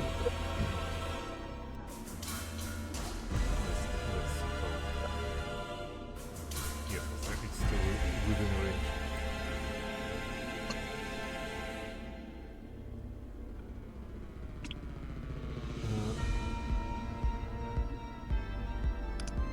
Yeah, no, let's try to just continue shooting it. One day she will hit.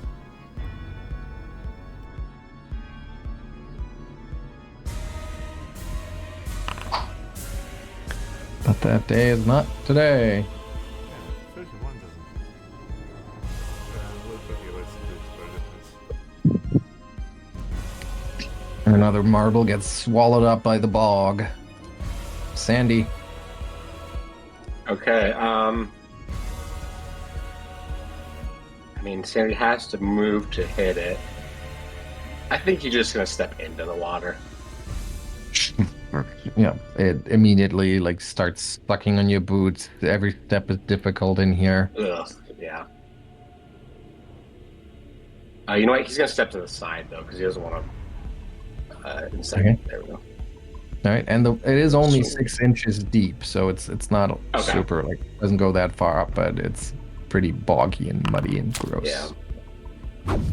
And as you disturb the water, there's this like toxic smell coming up that you were noticing from coming from the pipes earlier. So, all right, there's some damage here to the creature. Yeah, you continue to work the body, bruising it badly, and then you crit miss with your Okay. final attack. And it's Ottardo's turn. Okay, well, seeing that... Does it look like the channel is the same depth as the pool? It is such murky, thick swamp water, you can't tell how deep it is. Okay, well, he's going to stride into the pool then. That's All right. when it's hop difficult in terrain, there. you said. It's basically difficult terrain. You hop in there, and yeah, it's 6 inches deep. Okay, he'll make that a defensive advance and attempt to strike. And that's a hit. for 11 points of damage. You are... And Yep. and that's And true. try to follow up with one last strike, hoping to take it down because the thing, also now disoriented from its recent head pop, seems like it's about to fall, but it keeps on fighting. Bark. Don't like anything about this. Everyone still a little okay.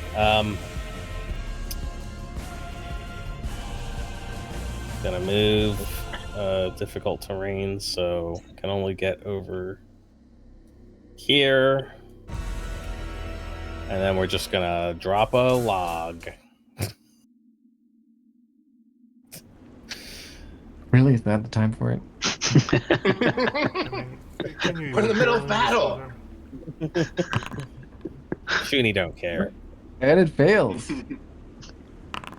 19 more points. 19 points of damage as the Keep staying out of the cone area. timber like splashes into the muddy water and on top of the creature's head. And then it's its turn. Still stupefied right now. Can't use its head pop ability right away. So it's going to step away, and knowing that Ottardo does have enough reach here. And then it's going to target Sandy with a tentacle once. Ooh! 40 points of damage. Hold on. Ottardo can use his reaction to just grant the 13 points of resistance, but he won't be able to follow up because he can't step into difficult terrain. Nice. Okay, that's right. So that becomes 27 points of damage. I think you actually can step if you use the talisman that we gave, that someone gave you. Oh, Ooh. Oh, Good call. nice. hold on. Let me just. It- It's a free Can you do action, that as right? part of a reaction? I think it takes a free action. Nice. All right. Well, if it's a free action, then he will do that. He will step up and take a strike, and yes.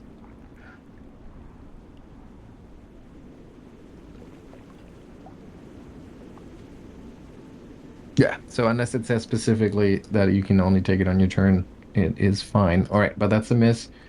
So Sandy, did you do the right damage here? I think you need to roll back the 37 and turn it into... I did. I just did it straight on my HP though.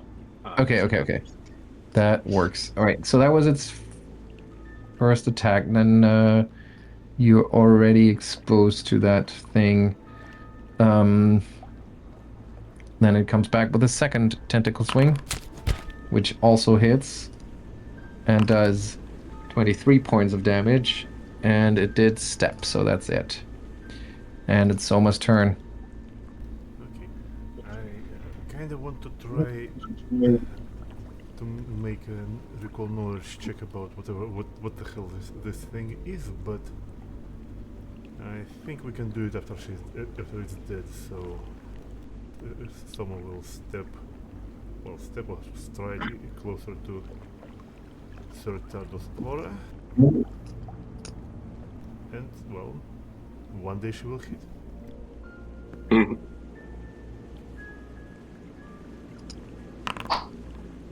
That day is not today. And it is Sandy's turn. Okay, let's kill this thing before it explodes again. And you bring your holy maul down on top of it, slamming into its head, but tenaciously it lingers on. And Come on. bring your weapon around one more time, and this time you bash its body so hard, even its malleable body gives way to that sheer amount of brute force, and the creature collapses into the swamp. Grossly, though, it kind of pops as it goes down. Like I said, that body was like weirdly malleable, and it just kind of like bursts open, all the little eggs that are left of it on its head also burst open at the same time.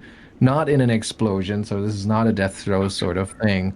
But you can see all of these like hundreds of little larvae just kind of like bloop, quickly slither away in the boggy swamp water, and you can't help but feel them already crawling into your boots. But there is no follow-up attack to this, so we can end the encounter here.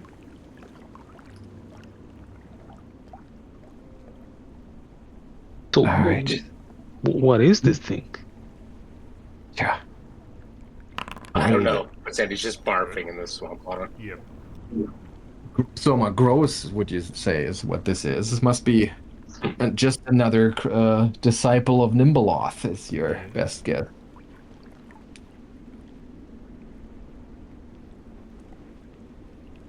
Most likely.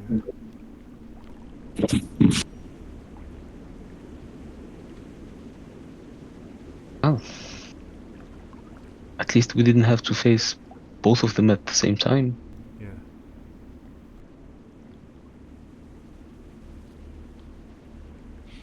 Yeah, it's kind of, I mean, it's worked out nicely for you because that like forced teleportation ability, it only has a 15-foot range. So it's much more, it's much worse if you fight in any of the other rooms where 15 feet can take you straight into the swamp with no good way to come back. Oh. So you really played that well and fought that thing in the most beneficent circumstances. So Oh yeah, that would have been terrible. Yeah, that was being the popped in plan. that was the plan. Yeah, I know. Yep. Yep, all along. Yep. Okay, let's. All right, yeah. So Bark, Stoma, Dick, you all still feel gross. I guess Sandy, you too. You all feel Yeah. gross. You it's almost like you feel those larvae still crawling all over you, even though you like made sure that you plucked them all off and squished them under your boot, and you still feel so grossed out by this. Well, Soma was about to try to address that. I suppose we can spend a little time here, well, taking a breath. So first she will try to. Maybe not in the swampy room. This well, is yeah, gross. maybe in a room with a giant skull, it would be much calmer. Oh, look, there's another door.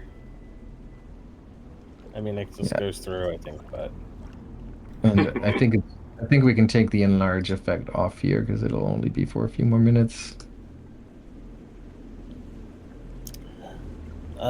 man, this is awful.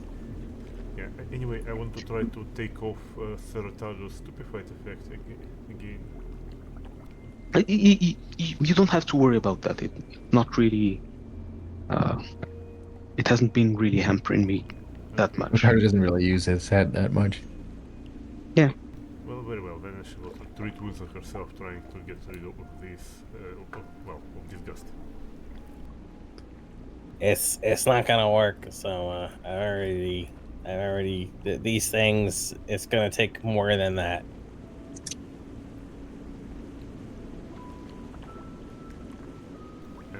I'm just suspecting it might be that one of those cases that you will be sickened as long as the damage remains on you. Oh well. So what were you doing here? Sorry, Soma will try to treat wounds on herself, trying to put herself into max HP. Into full okay, full treat HP. wounds. Yeah. I think it's more of a disease kind of thing, but okay.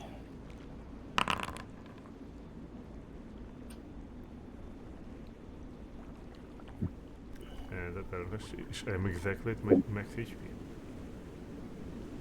You still feel Yes. grossed out, sickened. It's gonna need proper treatment. You know, it's gonna need. I don't even want to talk about what it's gonna need, but it's gonna need another long rest from me. That's what it's gonna need.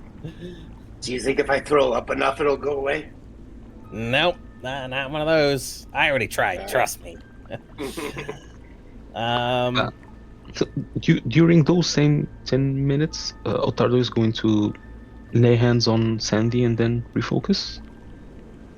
Thank you. Yeah, treating disease is an 8-hour activity, so Yeah, remove affliction could help, but I don't.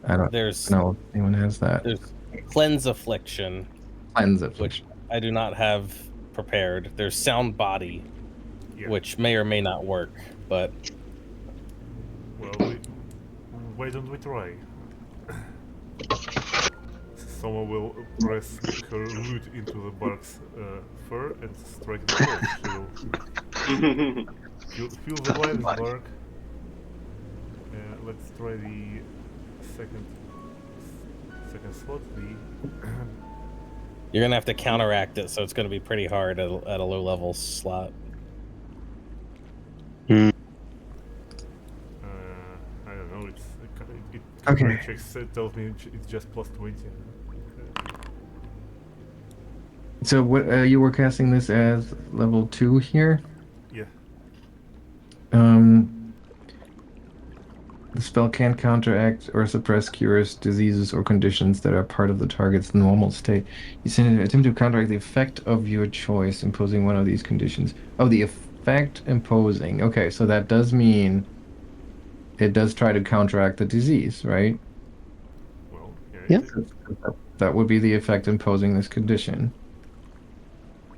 Can't counteract that are part of conditions that are part of the target's normal state. What does that mean? What is the target's normal state?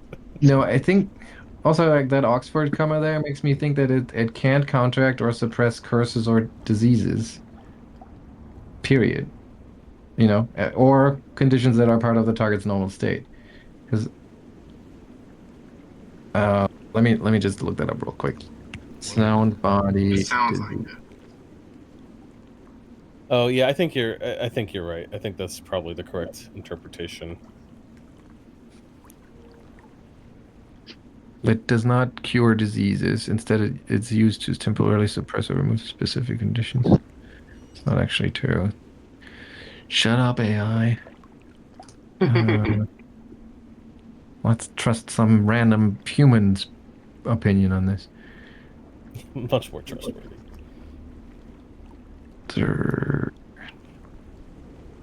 I think it's the whole reason why cleanse affliction exists as a spell. That's true. It deals with diseases and yeah, affliction. and also how like cleanse affliction also put the counteract check on top of that, and only at heightened level and stuff. I don't think that this is a cheap way to cleanse a disease.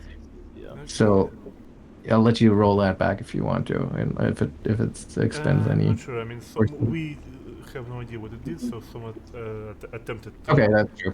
to Yeah. to test her hypothesis, so to speak. Okay, yeah, and to your disappointment, it doesn't seem to have an effect. Well, look, yeah, this isn't going anywhere anytime soon. I can call upon some magic that might help, but I would need to sleep again. And considering we just woke up, that's probably not going to happen for a while. So, I think we're going to have to live with it for a bit. Speaking of which, can you see if the blocking magic is still there? Yeah, good idea. Well, I think we got the impression that the entire temple was under this, so we can of course make an investigation, but I suspect this huge chamber with a gigantic skull it would be also warded. No, I was thinking that maybe it was imposed by the skeleton. Skeleton. Or the giant rock. Yeah, okay, but you do detect magic level 6, so yes, you get the same reading as before. That magic still seems to be in place. Okay. I mean, look, I still have another casting of transmute rock to mud, although technically I don't think that helps with the doors, but I do have the flesh thing for the door. So we could try to back off a bit.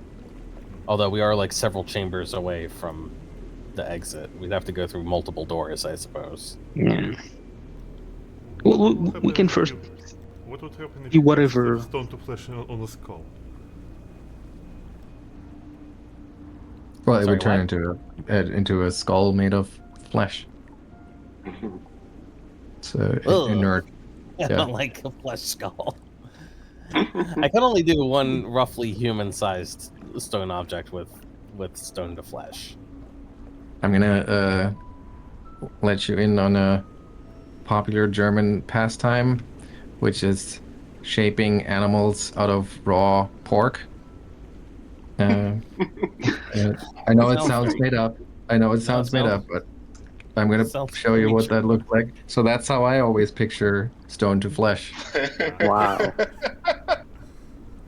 This This is like What an amazing pastime. This is ground meat. It's yeah, it is ground pork meat that you eat raw, so it's kind of like pork tartare, and it's a fun thing. Raw? Yeah, it's delicious. And it's a fun thing to do at parties when you put it on the buffet with other foods to make it look like, particularly a hedgehog is a famous thing. So this is called a Mettigel, which means a ground pork hedgehog. Why a hedgehog? I guess because when you put it, you eat it with like a roll, and you put the ground pork on the roll, and then you add some onions on top. So the Mettigel, it has the little onion spikes there. So you take some of the onions, you put it on your sandwich. So it's very convenient. So yeah, so now you have that picture in your mind every time you see it. Stone to flesh. That is something. Right. Well, anyhow. Okay, so. I mean, should we check this room out first? Like, what is? Maybe there's something in the skull that's cool. I Yeah. kind of don't want to, but. I want to look in the skull though. All right, you have fun with the skull. Okay. I'm gonna eat some fruit. Me and Stick are gonna have some fruit back here. Okay. You walk around the skull, and I guess you're kind of like half expecting some to like flare to life, maybe hearing some kind of voice, Nimbleoth herself, maybe somehow manifesting here, but no, it's just this giant, imposing stone relic that's just sitting here.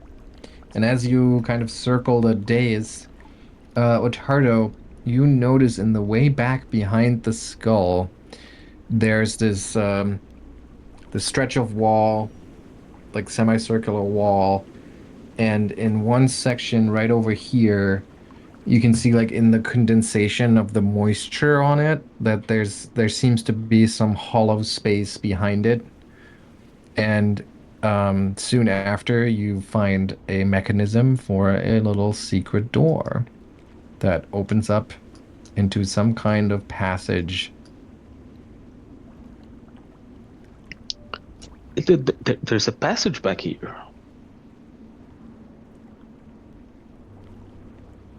Want to check it out? Or should we maybe... Yeah. Maybe we should rest up just a little bit more? Yeah, we probably should rest.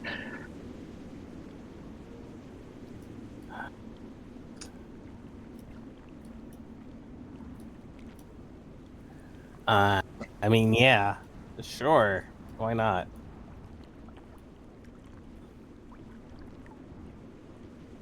Should we call it like 30 minutes or 20 minutes or something?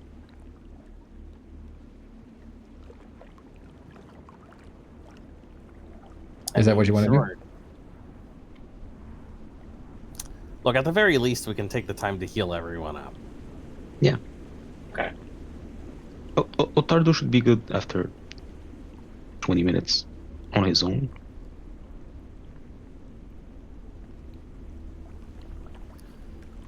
Okay, well, if I spend 10 minutes refocusing and then cast again, I can dole out.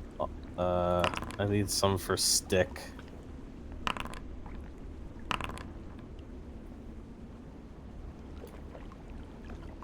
So that's another 10 for stick. Alright, so I need 2 to get him up to 55. Alright, so there's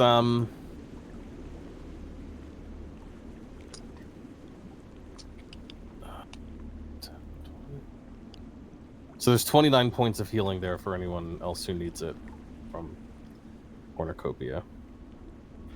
Okay, I could use that for sure. 29, you said? Yeah. All right.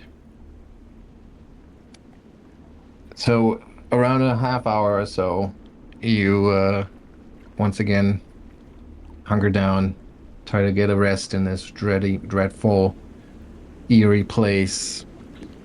And I mean, your body is healing, but you can't shake that feeling of like there's something. It almost feels like there's something squiggling inside of you. Like it's so gross. And I need everyone except for Stick to make a fortitude save. And of course not Ottardo, because you're not actually sick. So, but do we actually finish the half hour? Yes, you do. Okay, This is then at the end of Sandy, that hour. you can take another 45 if you need it. Amazing. I do. Are you still hurt after that? Yes, but very little. Okay, well, I'll just hold on to the last refocus then, so that I have it for later. And I will also make this fortitude save. You said no for Stick? Simon? Yeah, no, not for Stick. So, I mean, Stick still feels horrible, but it doesn't Oh my have to. God. That's safe. Oh, I have to look up what happens on a crit fail. Do you just go down 2 steps? I think so. It all depends on what this disease is. On a failure, think increase by 1. On a crit fail, increase by 2. Okay, so let's start with the good news. Sandy, you are overcome by a horrible bout of stomach pain, and it just like it makes your entire body like convulse, and then you start retching, and something large seems to try to make its way up your esophagus, and you start like reaching into your mouth because it feels like it's about to just push your windpipe shut. That's how big it is, and you reach in as best as you can, and you pull out this thick, throbbing, chunky larvae that even has still some bits of those cornucopia grapes on it, and you just pull it out, and it's like you have to pull on it a couple of times. It rips open the back of your throat because it's like sinking into your flesh as it's trying to resist, but you do manage to rip it out, and you're like drooling. You have that taste of acid in your mouth, but it is gone. You throw it onto the ground, you squish it under your boot, and you're no longer sickened. Actually, I guess you're still sickened, but you're pretty sure that you got rid of that parasite. Still sickened though, so you can try to retch to get rid of it at this point. So that was the good news. Soma, can you put down that you made 1 save against this? Because it's a virulent disease, so I'm going to have to ask you to keep track of that. You only made 1 save yet. I'll need to see if there is some counter. Bark, I think you just have to write it down. Bark, this is not good. You are quickly deteriorating here. Looking at Stick, who's already fatigued. You're starting to feel the same way. And just make sure that the subject to the effect of that stage listed for the new stage. So it's not cumulative. So you're no longer sickened, I guess. but instead you're slowed as it feels like it just feels like your whole body is starting, like all your joints are feeling like they're starting to stiffen. You feel your the flesh starts to kind of become almost very malleable, like it's not like you're chubby, or at least not, or it even feels chubby in places where you hardly have any subcutaneous fat. So it's just it feels like your body is changing in texture, and you're looking at your paws, and you are thinking like, are my arms getting longer? And it's just making you feel very, very queasy and uncomfortable. But you're no longer sickened, so I guess that's good. But something is happening that you really, really don't like. Um, yeah, and that's what happens after you take your break.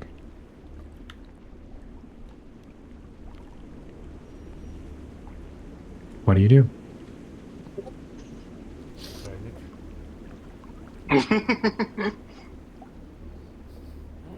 Guys, you just gotta spit the giant larva out.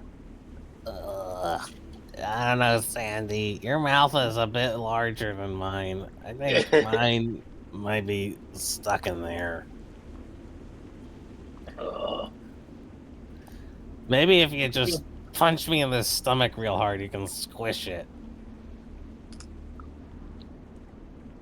Okay. He hits him in the stomach. You walk over there, you hit him in the stomach. It hurts. This is how Sandy performs treat disease. Yes. It leaves a bit of a mark there for 1 point of damage. And Sandy, I don't know if you want to share this with Bark, but as you hit Bark, remember that I said that the body of that creature felt like strangely malleable and bouncy, and you're getting that same feeling from Bark's body. I think Sandy interprets that as I can feel it in there. And he's like, I can feel it in there, and it's really big. You're right, it might be stuck. I guess you should punch it harder then. I don't want to hit you anymore. That felt bad. Treat disease is a whole 8 hours. Yeah. And we do need to use treat disease for this, right? Or Seems like it. Yeah, it's not a cure wounds kind of situation.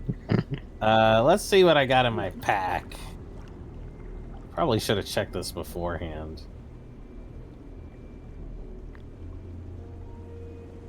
Yeah, I can prepare all sorts of stuff to help treat diseases. It's just we've never had to deal with it, so I don't normally prepare them.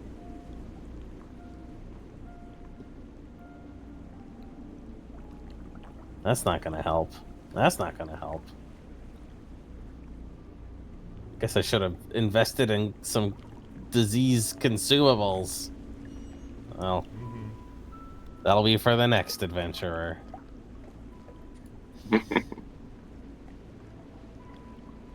Yeah, I can prepare antidotes. I just need a day to do it.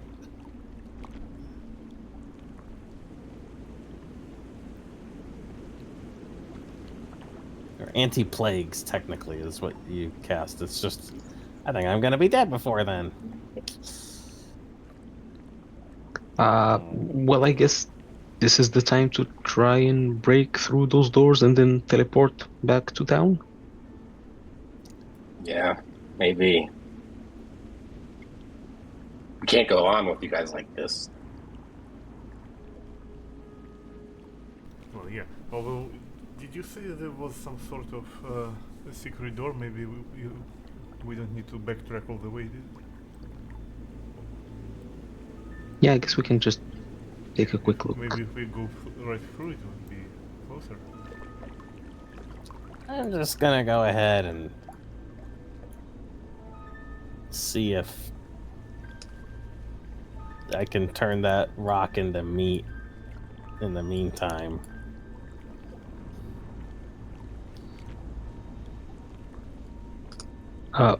Simon, Ottardo will try to Open that secret door. Yeah. Okay, yeah, so you've... hang on a second here. Okay. Oh God, it's So, yeah, you find that passage here that looks... It looks dug. Like somebody definitely used some sort of tool here. And it's pretty smooth, the walls, but natural stone. And it's winding its way through the darkness here. We've encountered a sort of. It wasn't a worm. What was it? Yes, actually it was. I believe it was a purple worm. Or There was also that adamantine gopher. That's the thing. The adamantine naked mole rat. Yep. Yeah. Yeah, but size-wise, like a worm creature would make sense. I'm not sure if you saw the purple worm or legally distinct purple worm at this point, I think. Yeah, I don't know if you saw it dig, but it definitely looks like the way also that it like winds its way through here definitely would make sense that it's been dug by some sort of worm. Well, Ottardo is just going to try to rush forward to just check this out quickly and then go back and report. Okay. So you go through that cavern, like chung chung chung chung chung chung chung with your full plate, clinking and clanking, echoing through that tunnel. Wow. And yeah, it keeps going on for quite some time, but you keep pushing through. How long? Well, at this point where you're right now, you can see it open up into a larger chamber up ahead. So is this like to scale or? Yep. Okay. I was afraid it would be like the other level where the distances were. Right. No, but it's pretty much to scale. Yeah, it's a good amount of distance, but it's pretty much to scale. So yeah, so it opens up into this larger chamber here, and you can see on the far side a wide pit, and there is what's clearly a corpse slumped at the pit's edge. It's hard to tell from here. It's at least one dead body. It's pretty messy, and you can't really make out a whole lot of detail as you clink and clank into the chamber. And in fact, yeah, tell me what you do. He's just gonna see that it's just a chamber with a pit. He's gonna start running backwards to let the others know that dead end, we need to go through the doors. Okay. Yeah. And you leave as quickly as you came, basically. Yeah. Okay. He'll cross Souma, and he'll tell her.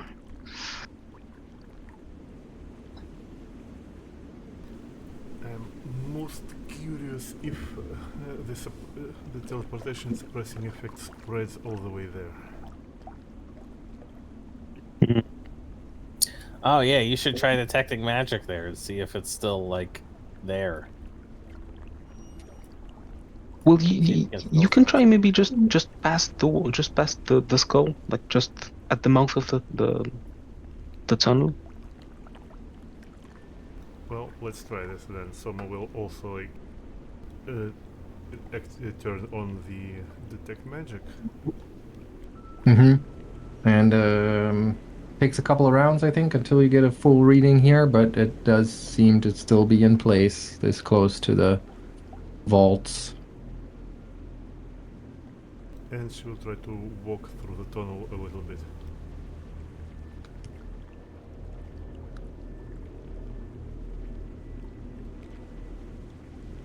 I guess it doesn't take multiple rounds, if I understand that correctly.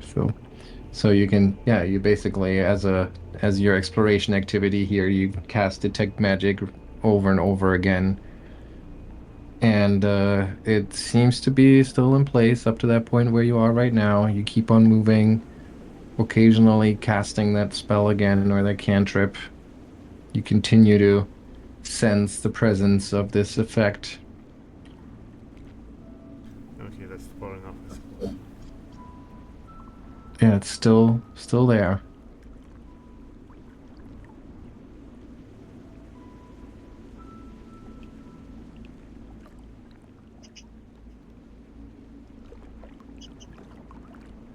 Well, someone will think a little bit and say like, no deal. It still covers the tunnel.